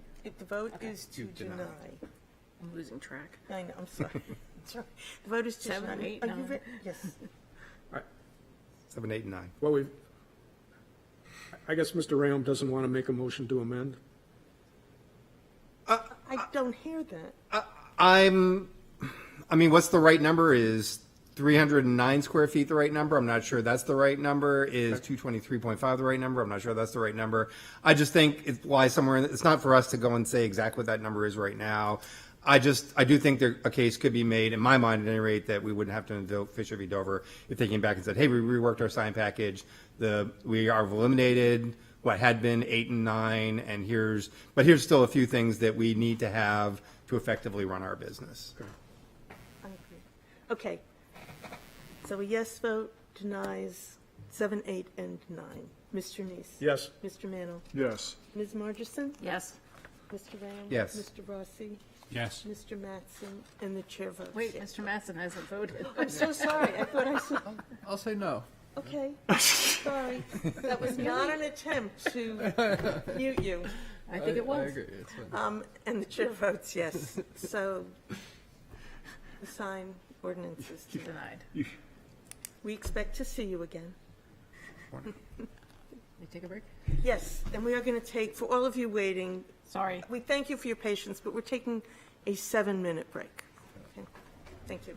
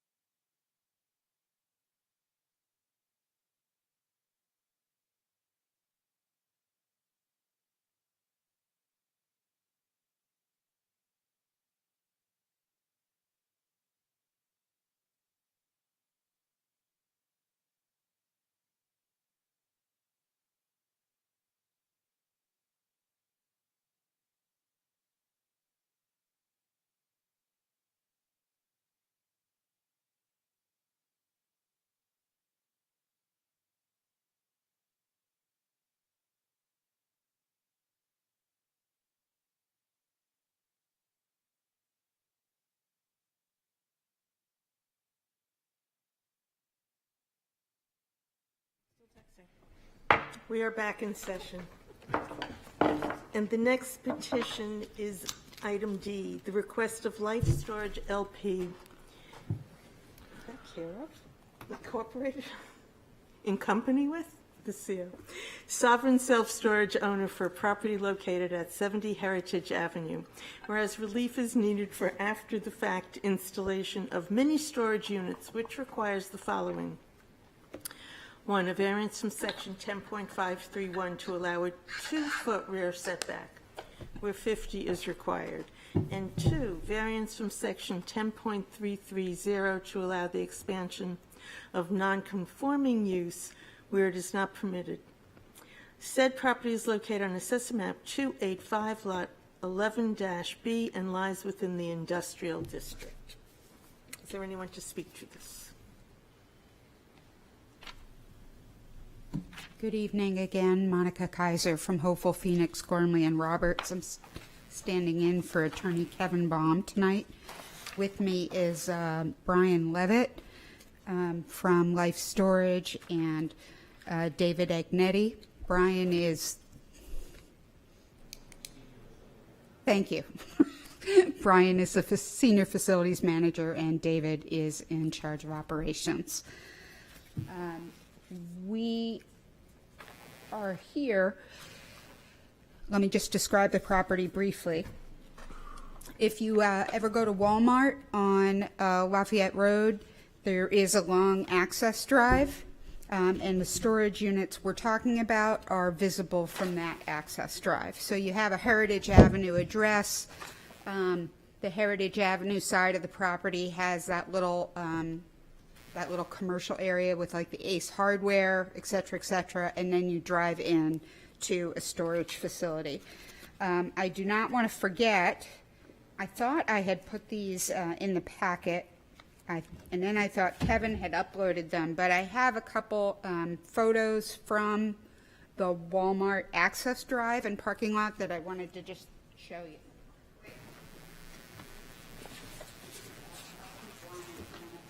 Pass.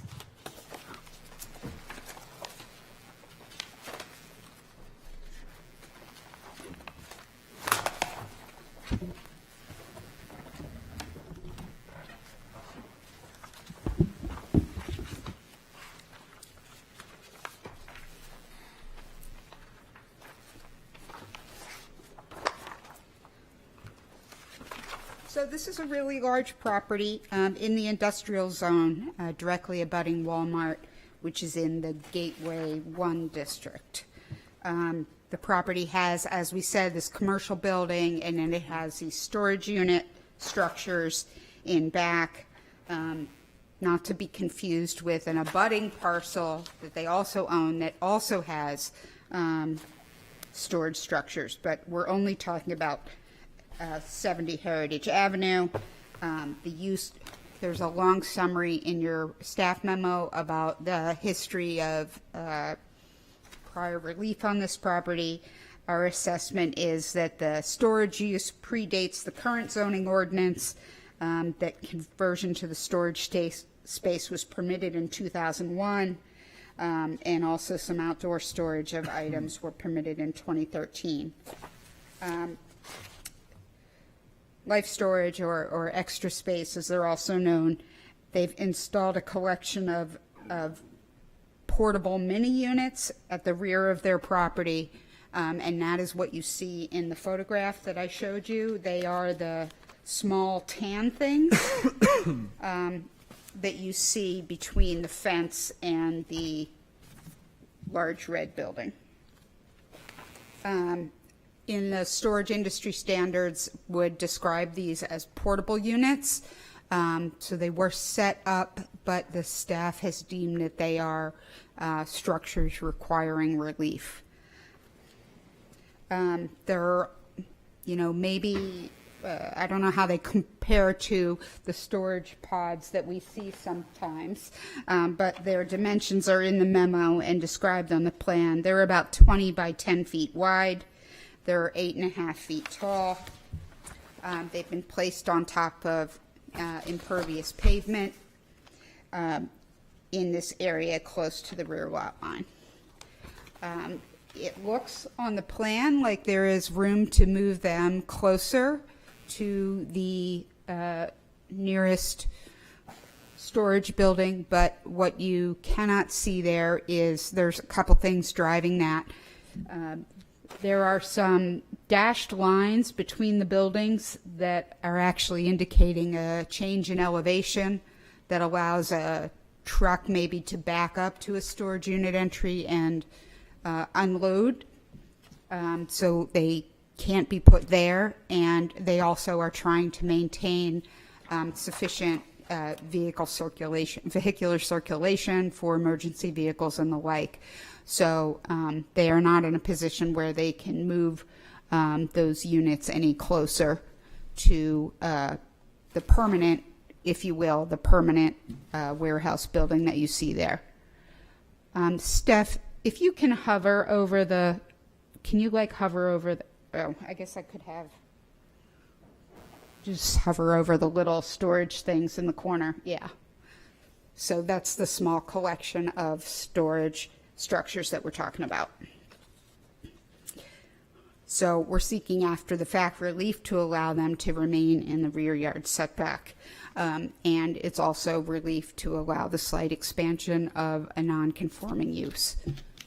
The important things to notice about the area, in addition to the size and configuration of the lot, which is not as much of a driving factor here as is the fact that there's not really any structures on the opposite side of the lot line. There's the Walmart access drive and the Walmart parking lot, but there isn't any other structure or activity going on in that area.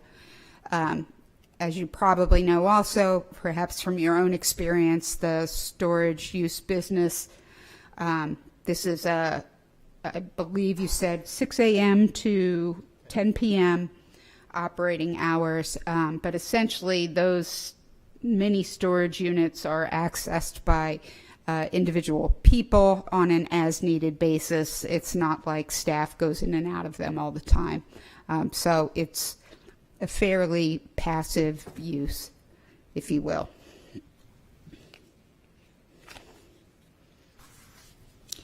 To go through the variance criteria, we're talking about how they're not contrary to the public interest. The spirit of the ordinance is observed. I'm reading from page 172 in your meeting packet.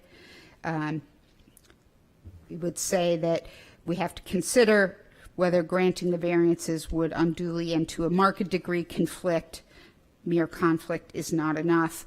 The units, as you can see in those photographs, are not particularly noticeable. Some of them are screened by trees. There's also a fairly significant elevation change between the Walmart access drive and the placement of the storage units, which you can see in the photograph I gave you. There's some, there's a sloping down, and there is some plantings.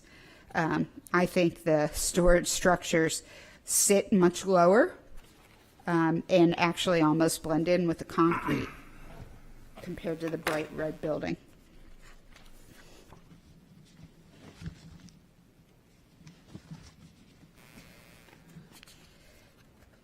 Given that and the absence of any immediate structure on the opposing side, as well as the lack of impact from any stormwater runoff, we have no change in impervious area because the storage units are sitting on pavement now. They'll sit, they're sitting on pavement, so there's not any increase. And the stormwater runs onto this property rather than off it due to the grade change in the area immediately adjacent to the Walmart access drive.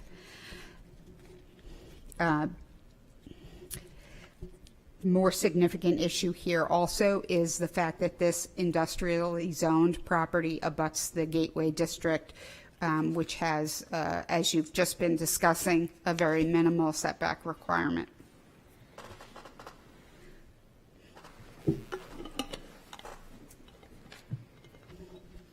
Substantial justice will be done. I don't think there's any harm to the public that would outweigh the hardship to the applicant from a denial in this case. These items are not particularly visible, they're not obtrusive, they don't create runoff, they are infrequently used and accessed, and they are next to a large commercial access drive.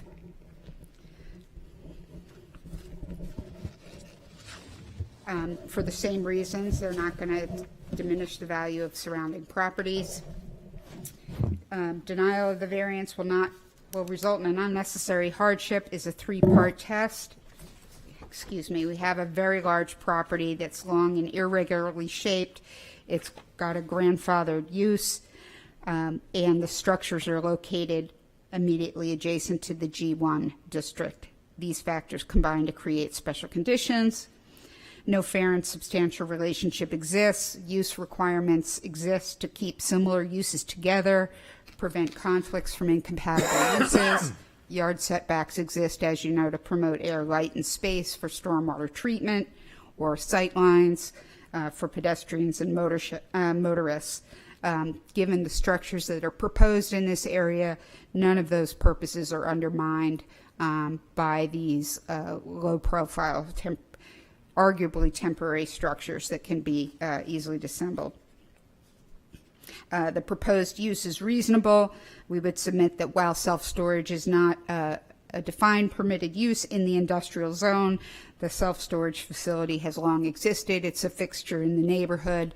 It continues in the property next door, and the slight inspection in the underutilized area abutting a commercial access drive is reasonable and doesn't undermine the intent of the zoning ordinance. I'll entertain any questions, but that's about the size of it. Questions? Oh, so I have a question for the chair before we move past the public discussion. Why is this a variance application instead of a equitable waiver of dimensional relief? And I'm passing it to the staff. Do you want to answer or do you want me to answer? Well, I think the short answer is we were probably directed to appeal to the board. In some circumstances, you can make a pitch for an equitable waiver. Given that they were there such a short time, the equitable waiver, I can't demonstrate that it was, an error in measurement or anything like that, or that it existed for a long time and was not noticed or enforced. So it wouldn't qualify for an equitable waiver in that sense. If they had maybe been sitting there for 10 years before anybody noticed, then maybe I would look at it differently. So what is the reason why this is coming to us after the fact?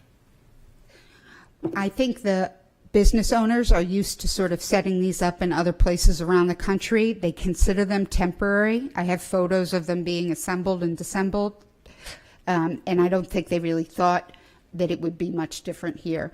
But they did ultimately approach the city for permits for the structures, I think in the context of them being assembled, and that was when they realized there was a problem. And we filed the request for relief promptly thereafter. Is that about the size of it, Brian? Because there is a definition of a temporary structure in our zoning ordinance, and it would be one that would only be designed to be there for 180 days or less. But I understand, and that's why the staff made the determination that they did. But I don't think our facilities guy thought that through and consulted the ordinance ahead of time. When did these go in? Where are they going? When did they go in? When did you? December? So I think they engaged Attorney Baum after that. And then there was some dialogue with enforcement, and we were given a deadline to apply for relief at a certain time. I think we needed a brief extension on that, and then we submitted. Okay. Yes, Mr. Ram. Thank you, Madam Chair. This is kind of like a little bit of a mystery tale here. So I just want to make sure the current ones that are there date back to December. I would like it for the record that your client has not placed similar structures there prior to that point in time, and then maybe took them down and put up different ones. This is the first time they've ever used this portion of their property. Is that a true statement? Okay. Because it does show up on Google Maps, which they don't tend to update very often. So when I looked on there, I'm like, oh, Even there. I So- noticed that several Google Maps things just came up. I mean, they're very recent right now, a Yeah, lot of them, yeah. but I understand your position. Okay. Nope. And if that is what you're stating on the record, I'm fine with that. So my other curiosity is so there's 5 structures currently on this particular, well, in the self-storage portion of it. Understanding there's a 6th structure on the same lot, which is really the commercial uses of the Ace Hardware and some of those other businesses. But there are 5 structures. So I'm looking back, you noted 25 years ago, basically relief was granted, and looking at our history that's provided by staff. In 2000, there was basically, looks like there was 2 existing warehouses on this. Got permission from this board to convert one of them to this mini storage facility use. And then the following year, got the commission to convert the other of the existing warehouses into this storage. I'm looking through the rest of the history, and I don't see anything that talks about the other 3 one-story structures. What allows them to be there, where it's a non-conforming use? Can you please What come he's to the saying mic? is the 3 one-story structures. If I'm just going to approach over here. Not without the mic, unless you, don't touch. And don't touch the screen. Okay, that's wrong. You've got your mouth over your mouth and your hand on the screen. Could you grab the mic? Can you hear me? Yeah. I'm just trying to say that I believe, Brian, why don't you come up here? There are 3 structures right here. 1, 2, 3. Are these the ones that you say have been there? So we acquired this property in July of I'm sorry, tell us who 23. you are, and then please tell your story. I'm sorry. Tell us who you are. Oh, I'm sorry. Brian Levitt, I'm the senior facility manager with Extra Space Storage. Okay, we need it So for the the property is still listed under life storage. We acquired the property in July of 23. So this is all new to us. We've kind of gone through and cleaned things up. To be honest with you, I'm not quite sure how long the single-story properties have been there. This was just some vacant space that was being unused, and we were at a high occupancy, so we thought it would be a great idea to add additional storage. You're talking about the temporary. I'm talking- Or the I- quote-unquote temporary. Yeah, I don't want to use the word temporary because our intent is to keep these here. And these are portable units. They're not made to, they can be moved around wherever we need to be. So as far as the existing property, I can't speak to what was there and how long it's been there. Okay.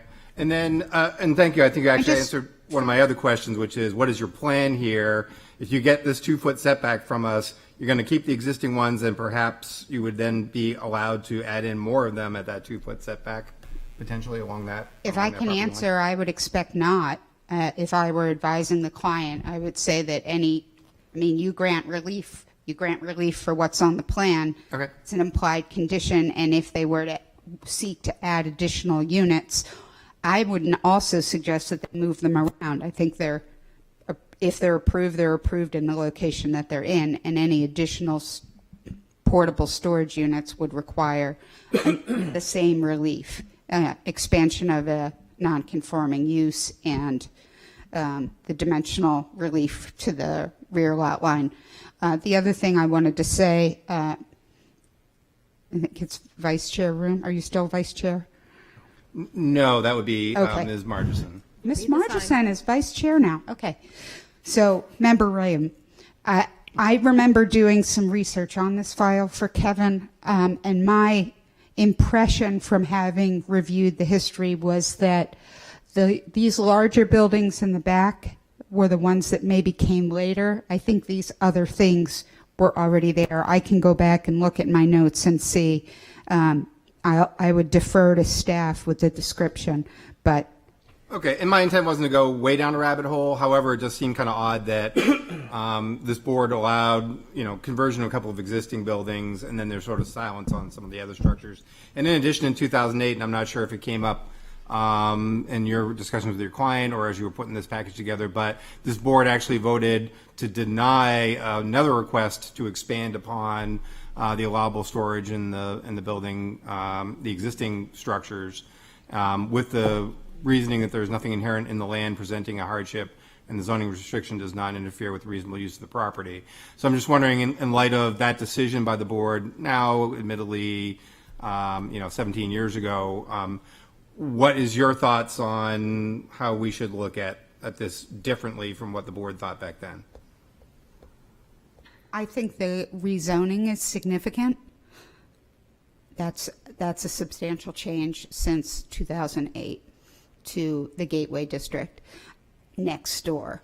I know that this parcel is still zoned industrial, but I don't know, the Walmart parcel is zoned Gateway. I don't know why they're different. That was just maybe how the Gateway was rolled out. Okay. But And towards that end, I guess if I may continue, Madam Chair, towards that end, I'm guessing a little confused about your argument that the Gateway District is somehow helpful to your client. In fact, I think it could be construed as just the opposite, in the sense that, yes, a Walmart is there now. Yes, there is an access road to the Walmart that runs right along that fence line. But I think the city has made it Gateway with the idea that at some point in time, Walmart may go away or may change their business model, or something may change there. A few of us remember King's. And some others, similar businesses, and those are different properties now. So, if, in the G1 zone certainly has lots of other opportunities. There's, residential uses and some other things. Additionally, the Walmart property is actually two separate parcels. If you look at Map Geo, there's the front parcel, which their front parking lot is separated out. That is perhaps more ripe for redevelopment in the near future, and it does butt up against your clients' property. Admittedly, there is still the access road that kind of goes across there, but again, you're bringing some of those more residential, more high-intensity uses closer to your applicant's property in the setback that they're looking to get of only 2 feet from their property line. well, I think the structures, frankly, are fairly not obtrusive. So I understand that it makes maybe an easier argument for me today to say that there's a parking lot next door or there's a Walmart, but the reality is that if there's something to be built in the future, nobody is negatively affected by an unobtrusive storage object passively used, located down gradient behind the fence. I mean, we could talk about screening if those types of things are a concern. It's literally lower than the fence. So I think there are some easy ways around that if the board saw fit to impose those kinds of conditions, so that the little brown buildings are not visible. But when I look at that view, I see the stark red building, frankly, and the little brown ones are not as noticeable to me. And I think there's also a difference if you are a developer or you are walking into a scenario where you're purchasing the property and you're looking at what's around it, and you make a decision to purchase that condo, that unit, that property, is a little different than if that, residential property is already there and then somebody's trying to build, an incompatible use next door. I think if we want to talk about incompatible uses, I think a storage unit business is significantly less obtrusive than, certainly many other businesses that could exist there or many other industrial uses. It's fairly passive. Okay, thank you. Yes, Ms. Murchison. So my question is, this is the your parcel is is zone industrial, okay? Yes. So what I don't understand is why, given that industrial is accommodate industrial wholesale and storage uses, maybe this is a question for Steph, why this is an expansion of a non-conforming use? Is it because this is for self-storage? This is not for storage from wholesale and industrial? It's an expansion of the storage facility. So the use is expanding on the property. Why is it a My non-conforming understanding- Why is it use? not conforming? Oh, That's the I question. think it's self-storages aren't self-storage. allowed in Portsmouth. Okay, so this is like industrial, It's, so it's not industrial wholesale it's- and storage? It's not listed in the table of uses. Oh, so Period. this Regular self-storage storage. is not listed in the table of uses, Okay. period? But the Okay. other is just regular, okay. And my point is simply that, you know, I can imagine when you think about industrial uses, you're usually thinking about something more significantly disruptive than this. And in that sense, if you have gateway zoning next door and there is a transition over time to a more residential use, that I think the self-storage use being next door is a little bit better than, you know, a warehouse, the Walmart, big delivery trucks coming in and out. I mean, we're talking where, you know, those of us who have extra stuff or spouses with extra stuff, not thinking of anyone in particular, but we're thinking about the individual people that go put their extra stuff there. But what remains is that we're being asked to expand a non-conforming use for a use that is not in our zoning ordinance. Yeah, and there's no reason why you can't do that. There is, because it's not an allowed use in Portsmouth. No, but there is no reason why the board cannot evaluate this request as long as it meets the variance criteria. It's not like there's a hard and fast rule somewhere that says you can't expand a non-conforming use in this town or any other. There's also a whole body of law about whether certain expansions are natural or not natural. I mean, I'm not suggesting that this is, but what I am saying is that if what's proposed meets the criteria, the mere fact that it is a non-conforming use doesn't mean a board can't entertain a request to expand it and can't grant a request to expand it. Thank you. Okay. Any questions? I'm happy to answer any other Oh, I don't questions, think but they're if you don't have any, I might just stand here. All right, thank you. Brian, is there anything else you folks need to add? Is there anyone in the public who would like to speak in favor of this petition? Is there anyone in the public who would like to speak in opposition? Is there anyone who would like to speak to, for, or against? The public hearing is closed. Okay.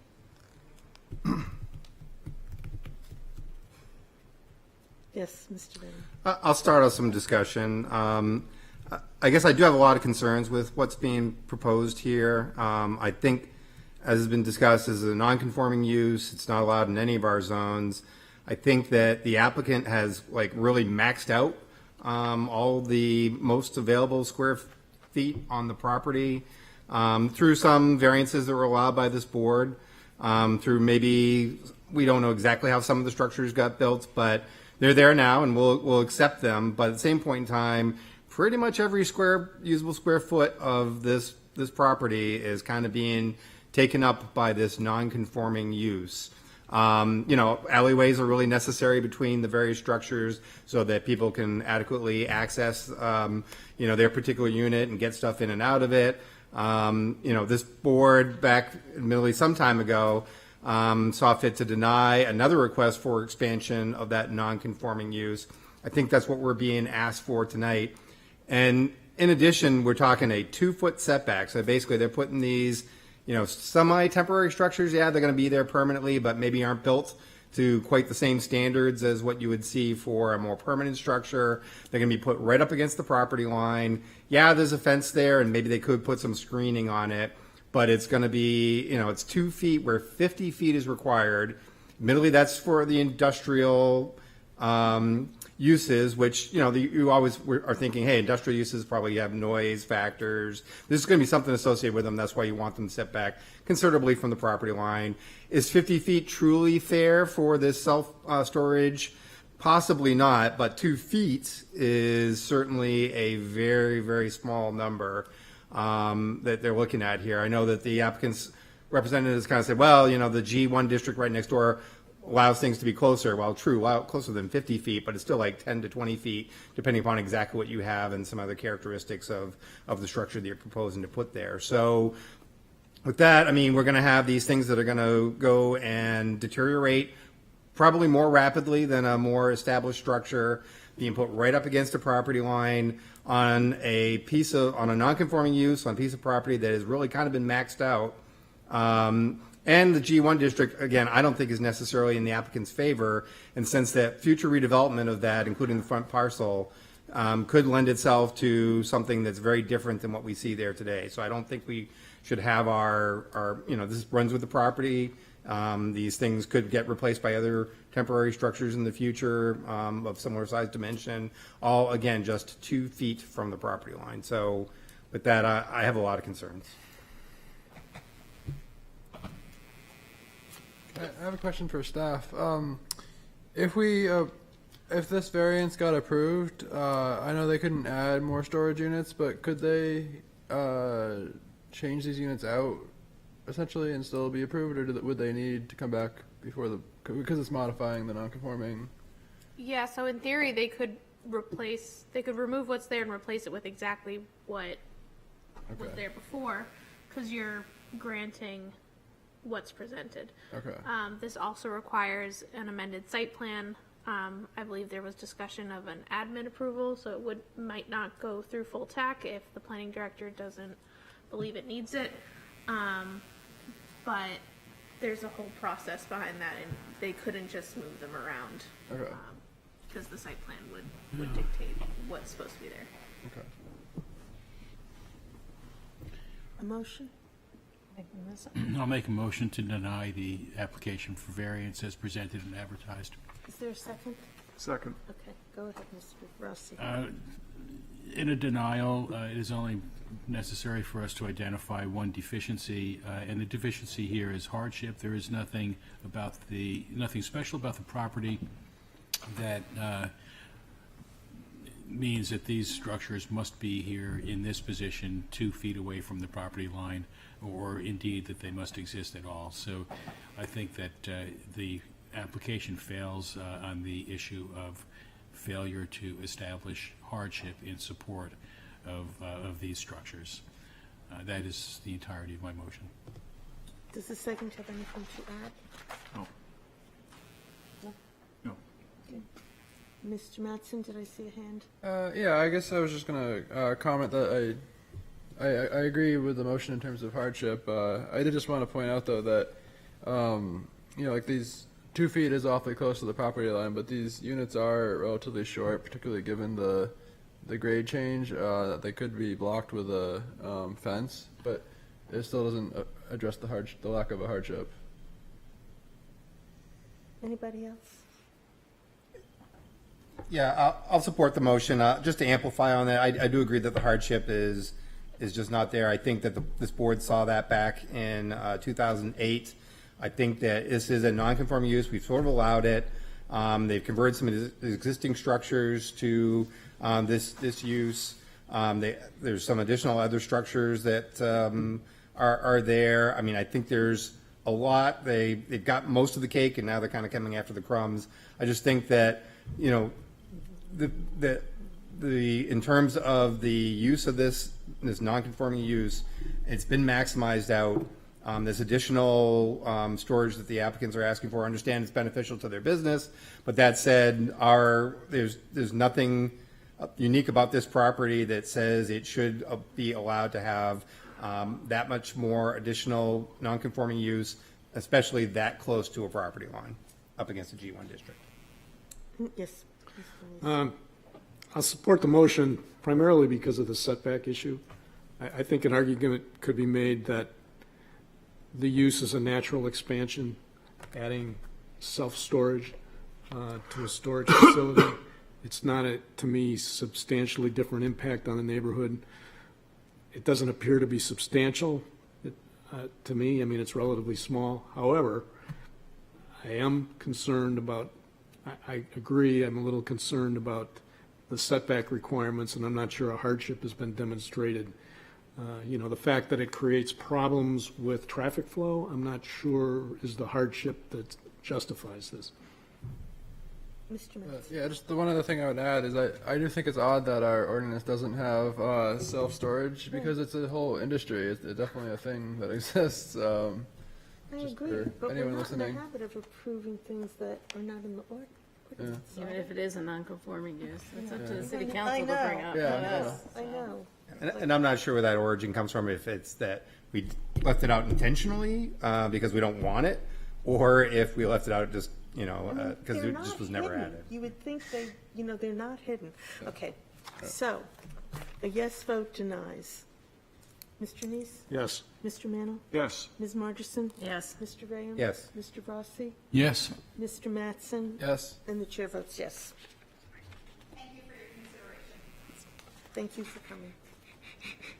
And last but not least, the request of Port Hunter LLC owner for property located at 361 Miller Avenue, whereas relief is needed to demolish the existing detached garage and construct a new detached garage, which requires the following. 1, variance from section 10.521 to allow a building coverage of 26% where a maximum of 25% is permitted. 2, variance from section 10.573.20 to A, allow an accessory building with 10.5 feet rear setback where 20 feet is required, and B, a 6-foot left side yard setback where 10 feet is required.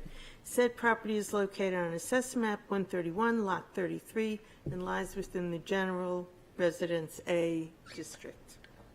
Welcome. Thank you, Madam Chair, members of the board. Colby Gamester here for the applicant and owner, Port Hunter LLC, regarding property located at 361 Miller Ave. With me this evening are Elizabeth and Tim Pesh, both members of the LLC. We've got the existing conditions plan up in front of us. The property is a roughly 9,900 square foot lot having roughly 75 square feet frontage solely on Miller Avenue, all in the General Residence A District. There are 2 structures on the lot. The primary structure is a 6-unit multifamily dwelling and also a 2-car accessory garage structure, creating building coverage of 23.9%. As we can see, the garage is currently located partially within the right yard setback, and the primary structure is currently partially loaded with sited in the left side yard setback. The owners just recently completed an extensive renovation of the entire building, including all 6 units. The property had been falling into disrepair, and it was unsafe in some areas. The renovation not only gave the property a much-needed facelift, but also the owners brought everything up to code. Currently and in recent history, when the property was not being renovated, tenants have parked in the driveway, typically in a side-by-side approach or a stacked parking approach. It could be defined as organized chaos with no formal parking plans, but the tenants figured out how to make things work. The existing garage cannot be used right now. It's unsafe. The microphone is falling here, so I don't know what's going on. The garage cannot be used for parking. The doors are currently screwed shut so that they don't fall down, and the only thing that's inside are some building materials that are stored there. Much like the main structure was, the garage is in disrepair and unsafe to use, and that is why we are looking to completely relocate it and reconstruct. I was thinking we could take a walk around the property. Steph, you can go to the next slide, beginning with Exhibit B. So the pictures around the property, B1 here, is just a head-on shot of the garage. You can see the folding and buckling of the doors and its general condition. And the next slide, B2, generally showing the asphalt and the macadam that is the current driveway. And then if we go to the next one. So this is from the 3rd-story window. There are 2 of these photos. Here, if you were to look closely, you can see that there is a fair amount of asphalt and macadam in the backyard. Some that could be seen, some that was covered with overgrowth and soil over time. And then the next slide shows what is occurring during rain events and whatnot. Obviously, this one's from the winter time, but the existence of the asphalt back there, as well as the poor grading, creates this bathtub effect and creates drainage problems for this property as well as some of the surrounding properties. The next slide. So here we've got a series of photos just showing how close the existing garage is to this rather large and old silver maple tree. And then both the eave and the foundation are incredibly close, within inches of the tree. This is a picture from the proposed location of the garage looking back out into the yard. And if we go to the next one, Steph. So here, what I'm trying to show here is what I'm referring to as kind of the pinch point of the property. So the existing corner, front left corner of the garage when you're looking at it, and the right rear corner of the main structure leading into the backyard. That's the pinch point. And finally, this is a picture showing where the proposed garage will be up against the neighbor's garage, treed and fenced-in area. Actually, there's one more photo. Oh, yes, and then these are two photos looking down the neighbor to the left, their property line, the shared property line, just showing where the general public would be able to see the proposed garage. So the owners would like to demolish the existing garage and construct a new two-car, two-story garage because, one, as previously mentioned, the current garage is in disrepair. The property will benefit from a usable, functioning garage. Rebuilding the garage in the same location will threaten the health and safety of the large old silver maple tree. Demolishing the existing garage and building it in the new location will enable the owners to also, improve the overall health of the tree, improve grading and drainage issues in the backyard, improve parking and traffic management on the site, create usable indoor parking within the two-car garage, obviously, creates additional storage space, and provides for more usable and enjoyable open space on the property, and also it's more aesthetically pleasing for the passerby and the direct abutters. The tree is really driving the need for variance relief here, and it's really creating, and it's the driving force which the owners want to continue doing more work to this property. They've done their due diligence with respect to the tree. For the past few years, Northeast Shade Tree has been taking care of the tree, with pruning it, cabling it, and also removing other existing trees that were competing with the root system of the large maple. And per the recommendation of David Stedman of Northeast Shade Tree, which is Exhibit C, doing any sort of construction or excavation in this area or around or for the existing garage would unnecessarily interfere with the tree's health and growth. The tree is approximately 210 years old. Mr. Stedman believes it's probably older than that, and it should be larger if not for the existing garage kind of stunting its growth. The owners have also contacted the Big Tree Program, which has certified the tree, and that's Exhibit D in your packet, stating that it's one of the oldest trees in Rockingham County, the oldest silver maple on record in Portsmouth, and the third oldest in the county. So we've got the proposed conditions plan up in front of us. So obviously we're removing the existing garage and its foundation. There will be landscaping and other pervious surfaces around the base of the tree and under its immediate canopy area. They're going to remove the existing macadam of the current driveway and the crumbling macadam in the backyard. They're going to regrade the backyard, regrade to the extent necessary the main portion of the driveway to make sure that it doesn't flow towards abutting properties or the property itself and direct sheet flow toward Miller Ave. They're going to install pervious pavement in the backyard and potentially the entire driveway. And there's also the possibility of adding a stormwater catch basin in the backyard because we can run drainage down the left side of the property and tie into the stormwater system on Miller Avenue.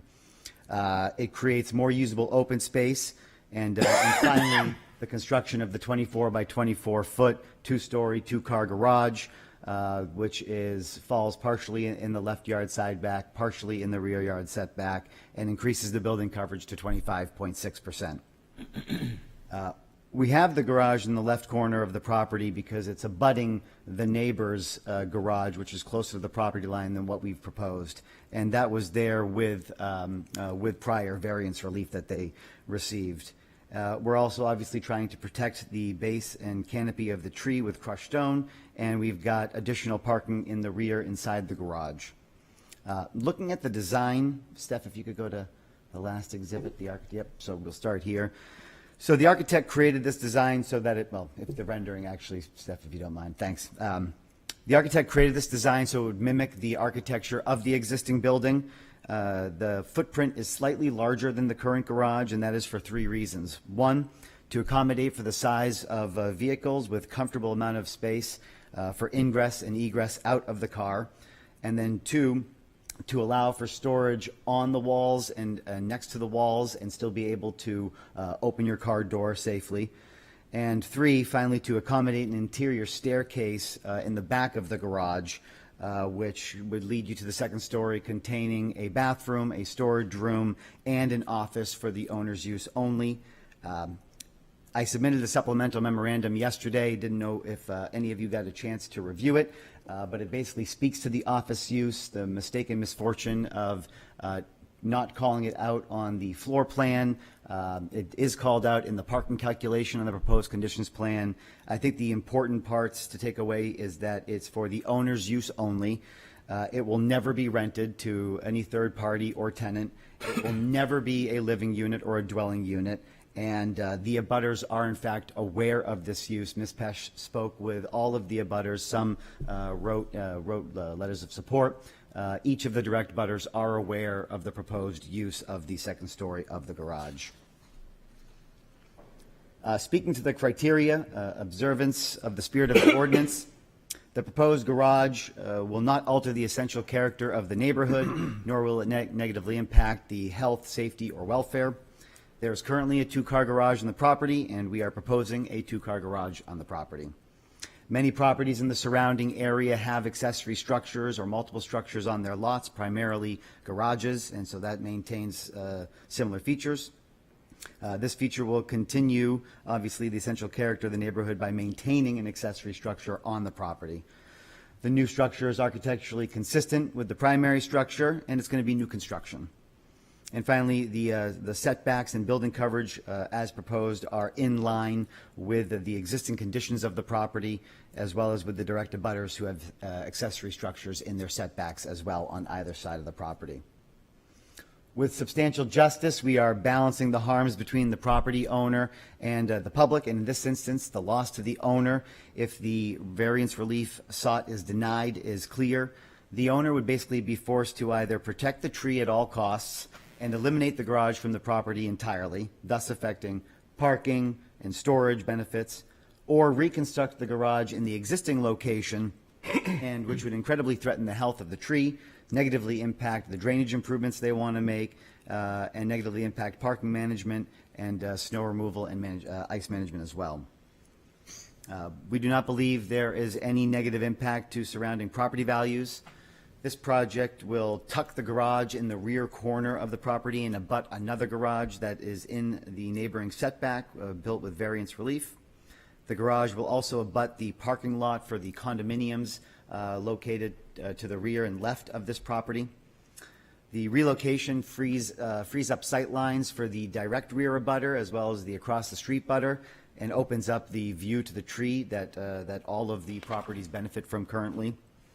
The design is architecturally consistent. Again, it allows for a better parking plan, which is currently, a little unorganized and unsightly. And relocating the garage enables the owners to make all those additional improvements to the garage, to the property as well. This project at worst has a neutral effect to property values, and we believe it positively impacts property values. Regarding unnecessary hardship, there are special conditions of this property that distinguish it from surrounding properties, and that's primarily the 200-year-plus old silver maple tree. Maintaining the garage in its current location will eventually fail. In the coming years, the tree will grow to a point where its trunk and its base will be touching the eave and touching the foundation of the existing garage. As the tree continues to grow, its root system will continue to grow, and it'll continue to destabilize the current concrete slab, ultimately defeating any repairs that could be made today or into the future. Mother Nature will win this battle. Reconstructing the garage in its current location will also threaten the tree, because we'd have to account for Mother Nature's growth, and we'd have to excavate deeper for a larger and deeper foundation slab, so we'd be affecting more of the roots. And even if the tree concerns could be mitigated, that pinch point I previously referenced in the exhibit pictures, it makes it difficult to navigate. That this property needs improvement to its parking plan, and that improvement is created by freeing up this space and relocating the garage. There is no fair and substantial relationship between the general purposes of the ordinance and their specific application to this property. The property was created and built, which predates the city's enactment of the zoning ordinance. It predates the dimensional requirements of the general residence A district. As we know, the purpose of setbacks and building coverage is to create uniform lots and building envelopes and to prevent overcrowding. The property already encroaches into both side yard setbacks, and we're looking to just keep that encroachment in the side yard setbacks to the left side, and of course, again, abutting that garage on the neighboring property. We are creating a new encroachment into the rear yard setback, but we do believe that the structure is still set off appropriately from the boundary line, some 10, 12 feet. And the garage will be architecturally consistent, and so it'll be more pleasing to look at than what's currently there. Given the size of the main structure and the existence of the tree, the owners are severely limited as to where a garage could be located, and we believe this is the most reasonable location. The proposed use is reasonable. Garages are customary accessory structures and for single-family and multifamily dwelling properties, and here the property is remaining a residential property. We've received letters of support from the Steinbergs next door to the left, from Andrew Simonis, one of the condominium owners in the condominiums located to the back and left. And we also had submitted one of our tenants submitted a letter of support, and she's here this evening as well. Again, Ms. Pesch spoke with all the direct abutters around us. They all know, they're all aware of what the structure looks like, what the use is. We've received additional support from them, and we know of no opposition at this time. Thank you. Are there questions? Yes, Mr. Russ. I found the background on the Shade Tree LLC and all that stuff very informative, very interesting. One thing that I didn't see, considering the importance of the tree in this variance application, and considering that the tree is about 50 or 60 years beyond the average lifespan of a silver maple, what has anyone commented on? I mean, the variance is forever. Has anybody commented on what could be expected in terms of preserving the tree in the future? How long is it expected to last? Do you have any information on that? I see some head nodding, so maybe. Hi, my name's Elizabeth Pesch. I live at 56 Piscataqua Street in Newcastle. I'm one of the members of the LLC. I actually reached out to the Big Tree Project at UNH, and they came out, and also Dave Stedman and his men have been up in that tree a lot. The comments they told me was that it is the healthiest silver maple tree in the top 12 in the state that they have seen. It had a little bit of rot in the bole closest to the right abutter, but other than that, they saw no problem with it. So once we can move the garage, then we can do a proper fertilizing program to maintain it. Dave thinks it's about 210 to 225 years old, which means that it started life sometime between the Revolutionary War and the War of 1812, which I think is pretty impressive. And we're hoping it has a very long life. We want to keep it there and keep it healthy, and I'm going to have a whole program with Northeast Shade to keep it going. So the prospects of a continued healthy existence Yes. for the tree are good. It's very good, and that's why we cabled the tree, because with the windstorms and everything, and we know there was a very large tree on South Street that was taken out recently. We wanted to make sure that that was not going to happen to her. Well, I'm optimistic considering the Moffett Ladd House kept that chestnut tree going since prior to the Revolutionary War, or about that time. I have a question for Attorney Gamester, and it has to do with the future preservation of the tree. I just don't know the law. Is there any such thing as a preservation trust? I understand that the current property owner is committed to the preservation of the tree, and they've taken good efforts to keep it healthy. But properties change hands, and one never knows. What is available in terms of covenants or trusts or anything like that to stipulate that would continue with the property? Yeah, I don't know of anything specific other than the fact that as the owner of the property, they can create any sort of restrictive covenant within reason, not any sort of restrictive covenant. But knowing the Peshes like I know them, I wouldn't, one, they're going to own this property for a very long time. And their son is also a member of the LLC, so this is not just a flip and renovate. This is going to be in the family for a long time. But I would imagine, given the importance of the environment and this tree specifically, that if they wanted to protect the tree from everything they can protect it from, which is, everything but Mother Nature, that they would try to preserve it potentially with a restrictive deed covenant or something of that nature. Well, I hope you will encourage them to do that. Thank you. Yes, Ms. Murchison. I'd like to keep talking about trees, but oh well. A question, so the LLC owns this structure which has 6 dwelling units in it, correct? Yeah. And none of the owners and the members of the LLC live in the house, correct? Correct. The office above the garage will be used by members of the LLC, not members of the dwelling units? Yes, so currently, they don't have any office space where they live. They want to be able to go to an office. They control 3 properties in Portsmouth. 4, apologies. So they are residential landlords. That is their main occupation right now. They want to be able to go to an office, and this has created a ripe opportunity for them to have an office to go to. So it would be for Tim's use, Elizabeth's use, Jameson when he's in the area, their son and whatnot, but it's limited only to the owners of the property, period. Okay. I'm just wondering if that actually is a home occupation. That's because you don't dwell within the house, but. As we follow, it's an allowed use in the GRA, and then as we go through the definitions, I don't believe there's any requirement of actually living at the property, and so the home occupation 1 uses dwelling. Dwelling refers to multi-unit properties, and we have spoken with this with staff maybe as far back as a year and a half ago when we first started contemplating the garage relocation. We didn't run up against any hurdles there, so we believe it complies. Thank you. Mr. Neese.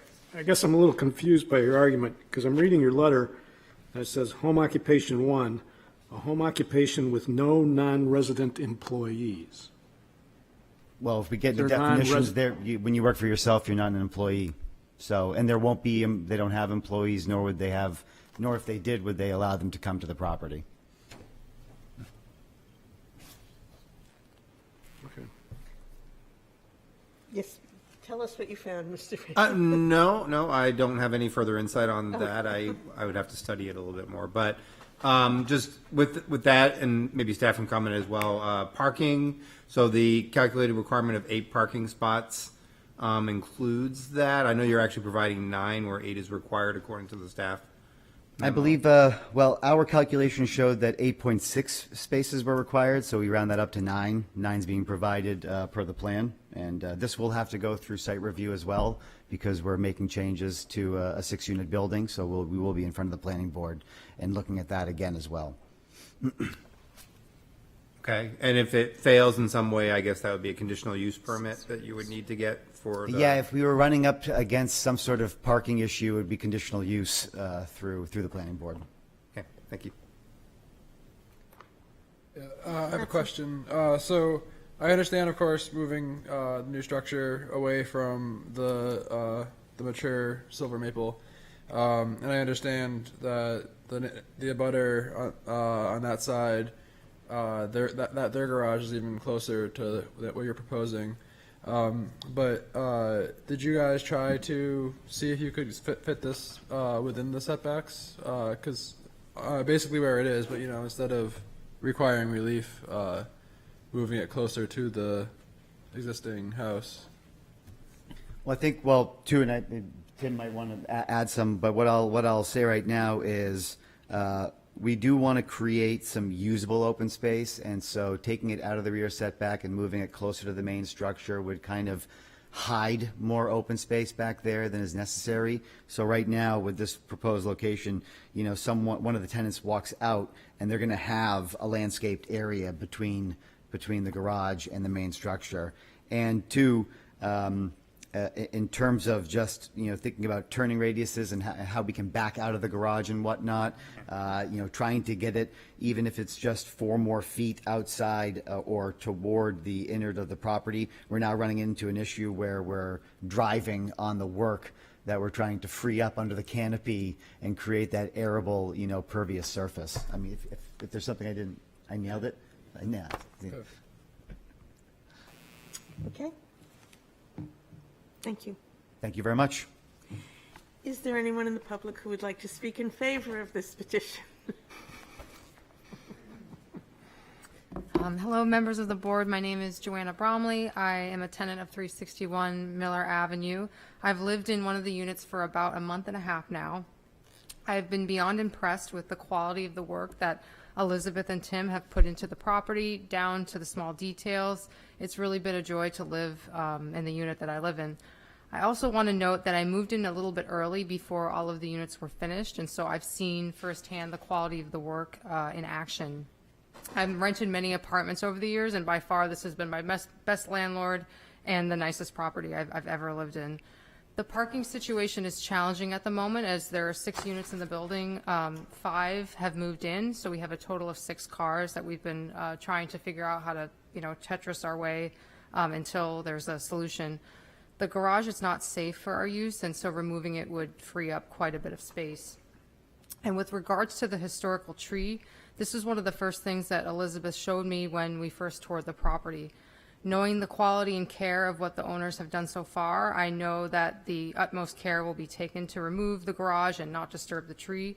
I'm no arborist myself, but as you heard earlier, the new arrangement will be a lot better for the tree and also for the tenants. This would very much improve the quality of life for all of us living at the property and allow us to beautify the yard as well. Thank you. Thank you. Is there anyone to speak in opposition? Anyone to speak to, for, or against? Okay, the public hearing is closed. People, what would you like to do?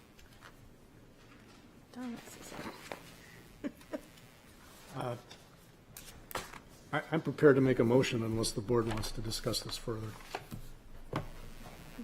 Go ahead. I move that we grant the requested variances for the application as presented and advertised. Is there a second? Okay, thank you, Mr. Mantle. Moving through the criteria, granting the variance would not be contrary to the public interest. This will not affect the health, safety, or welfare of the neighborhood, has no effect on light and air. It does not alter the essential characteristics of the neighborhood. It is consistent with the spirit of the ordinance. It works to remove a decrepit, if I may use that term, existing garage and replace it with a much better building. It will create substantial justice. There's no benefit to the public by denial of this variance. In fact, there's some harm to the public because it is likely to adversely impact this, what we can call a historic tree, I think.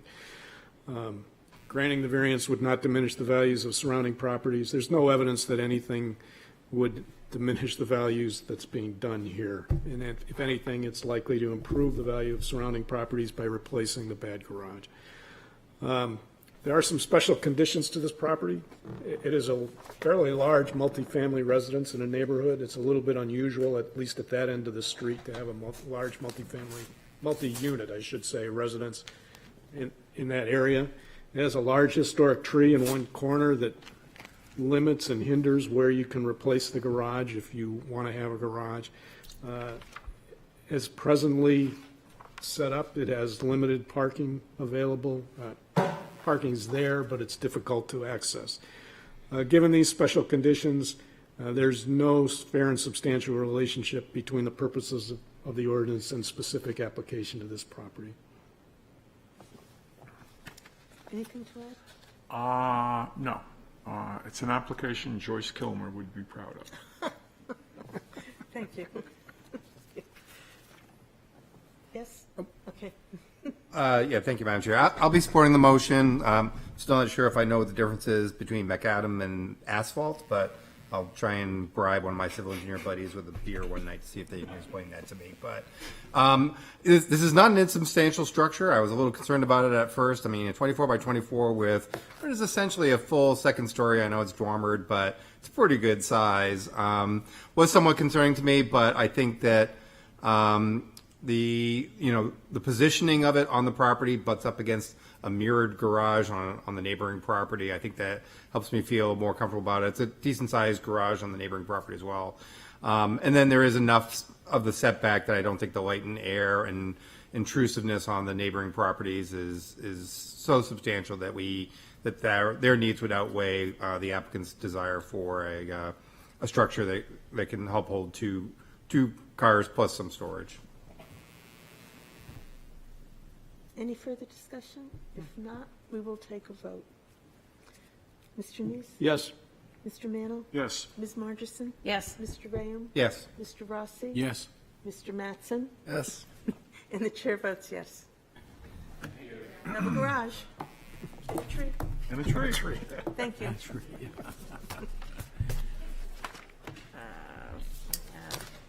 Yes. Madam Chair, are you The calling time for any change. other? We have one more item.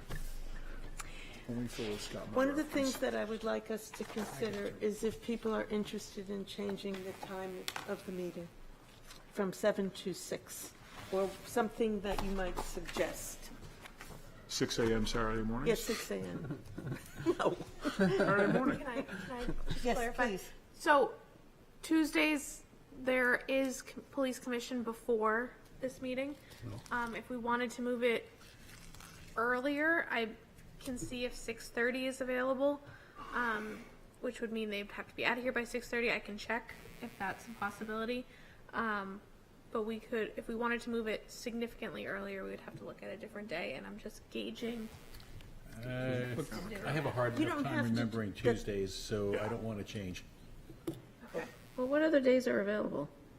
This came up during the pre-meeting I have at City Hall. And it was suggested that maybe we could get alternates if we did something differently. I'm fine with it, yeah. But, yeah.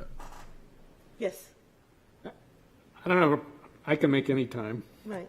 but I am a little concerned about applicants. I mean, I don't know if you can take into account when you set the agenda whether someone could get here by 6 o'clock or 6:30, whatever time it is. I That's tend my to only agree concern. with you. Like, many of us here have flexibility, but we don't know the generation that's coming next who may be leaving work and want to get some dinner first. I'm not suggesting they're going to be a whole generation different. The next people who might do it Well, might need a 7 o'clock starting point. They could is change what the I'm saying. time. But I'm concerned about applicants who may have jobs and may not be able to get here by 6 o'clock or to be first on the agenda. And as long as we take that into account and say, if you can't be here at the start, we'll put you on at number 2 on the list or something. But I think the agenda is driven by the submission of the Or they come applications. into the Yeah. office. Yeah.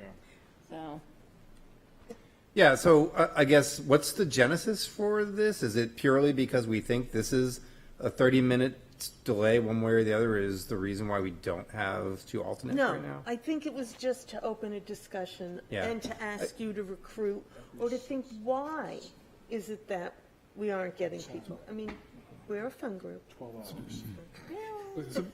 So, I mean, there's lots of reasons why people do and don't participate. I certainly, for my part, have been trying to recruit through some people that I know that have a fairly broad groups of people that they interact with, and just continuing to try and beat the drum. I'd love to get an architect back on the board. I've tried to beat that drum as well. Nothing's panned out yet. There's nibbles, there's interest, but nothing that has resulted in a concrete application. Well, thank But you. again, I think the 7 o'clock is not just us. I think it's the public, and a respectful time for people to be able to have an opportunity to have their dinner, or for attorneys to finish their workday and drive from wherever they need to come here. Planning boards at 7 p.m. We're at 7 p.m. I think it's just a very city council's at 7 p.m. the Other than SGC's their- at 6:30, though. I think, It used to always be at 7. The Conservation Commission is also at 4. I mean, Yeah. Did you, as the, oh, I'm sorry, David, I thought you were. Nope, I'm done. As the chair, did you conduct anything like an exit interview with ML or with Jody? Jody left for personal reasons that didn't Okay. have to do with our timing. Because both, So- And Emma moved to New York. I know that, but That's a good both, reason. both people who served as alternates at various times before deciding to leave had expressed an opinion that the job of an alternate is, at times, feels quite useless, because most of the times, we have we have enough people here so that the alternate doesn't get to do anything really of import. Am I the only person here who started as an alternate? I did. That's right. But I, That's but right, I, you I were was very short. yeah, and my alternate was acting every time because of the amount of regular I members. was an alternate when we had an active, so full board, and yeah, some meetings, it was boring. What I was But leading, some meetings, it was instructive. yeah, okay, that's fine, but what I was leading up to is that if we're concerned about recruiting, maybe we should reconsider a little bit about how the various positions on the board operate. So would it be possible, for example, that even though in the event that we have 7 regular members here, that we might rotate an alternate into a voting position, you know, even though it's not needed because of numbers, but just so that people, you know, are actually engaging. Yeah, I fear legal would probably have to weigh in on Yeah, that. I'm not yeah. sure if there's something in the statute. But again, the alternates are able to ask questions up Right. until the public hearing is closed. Once the board begins debate, then yes, they are muted at that point in time. But my experience is usually there's enough between somebody being out and recusals that you're usually involved in at least a few cases on a given night. I mean, look, I didn't subject either one of those individuals to the Spanish Inquisition, but I do remember them saying that Yeah, this was a point there's of no frustration. doubt that it can So, be, yeah. You know, Mr. Yeah, I was I mean, we're after hours, Jeff. Oh yeah, okay. I have 2 comments. So one is I'm fine with 7. I'm fine with changing it. But the other direction is some people might not like it because it goes too late. So the same reason for going early. Like everybody's always gonna have, or some people always have a reason. Right. But given that someone's in here before us, we're really only talking about a half hour, actually. Yeah, fair So- enough. Yeah.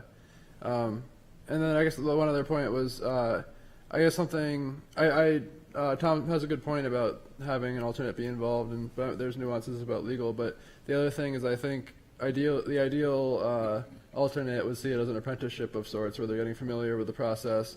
Because as much as I liked that I had to vote right off the bat, it was also somewhat intimidating to not get accustomed at first. But I just didn't make a motion for a while. But No. I think I don't know what the issues with getting alternates are, but I think yeah. but is it just alternates or just members in general? Because it took us a long time to get up to full capacity. That's a good I point, think too, it's yeah. all, and I don't know if Yeah. it's true for other boards in the city. Yeah, currently the planning board, I believe, is full up. They've been fortunate. They've had a couple of folks that have come on board, but The planning board is alternates, right, Steph? Yep. Do they have problems with keeping their alternates? I knew there were some vacancies for a little while, but their vacancies tend to run a shorter timeline than ours. Maybe we can share alternates with these people who want to come out 2 nights a It's week. really surprising considered how beloved the zoning board of adjustment is in the community. That's exactly what I was just going to say. Is I think regardless of when we have these meetings, the fact that they can be contentious probably turns off a lot of people. So there's a lot of benefits to being on the board, but there's a limited pool of people that enjoy this torture. yeah, I mean, so in my discussions as well, a couple of folks have said, hey, I would love to do it, but I would have so many conflicts of interest that I would be a poor Well, that's, performer because of the fact that I would not be able to be part of it. I even knew, I mean, there's a couple of people back in the board years ago who were like, man, my clients are going to be really mad at me. And they were a little nervous. I mean, it wasn't truly a conflict of interest in the sense that they had to recuse, but just in general, I mean, the nature of the business that they ran, they just didn't want to, cause controversy, right? So, There was a time when no lawyers would go on the city council. Was it a rule for a while? either?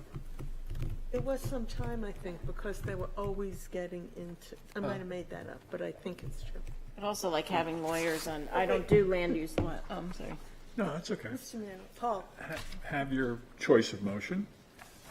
Make a motion that we go beyond 10 o'clock, or a motion to adjourn. I would prefer a motion to adjourn. I'm not sure that this has much more life in it, and we can consider that nobody jumped at the opportunity to make it earlier. So by that, I'm kind of thinking that we'll stay where we are.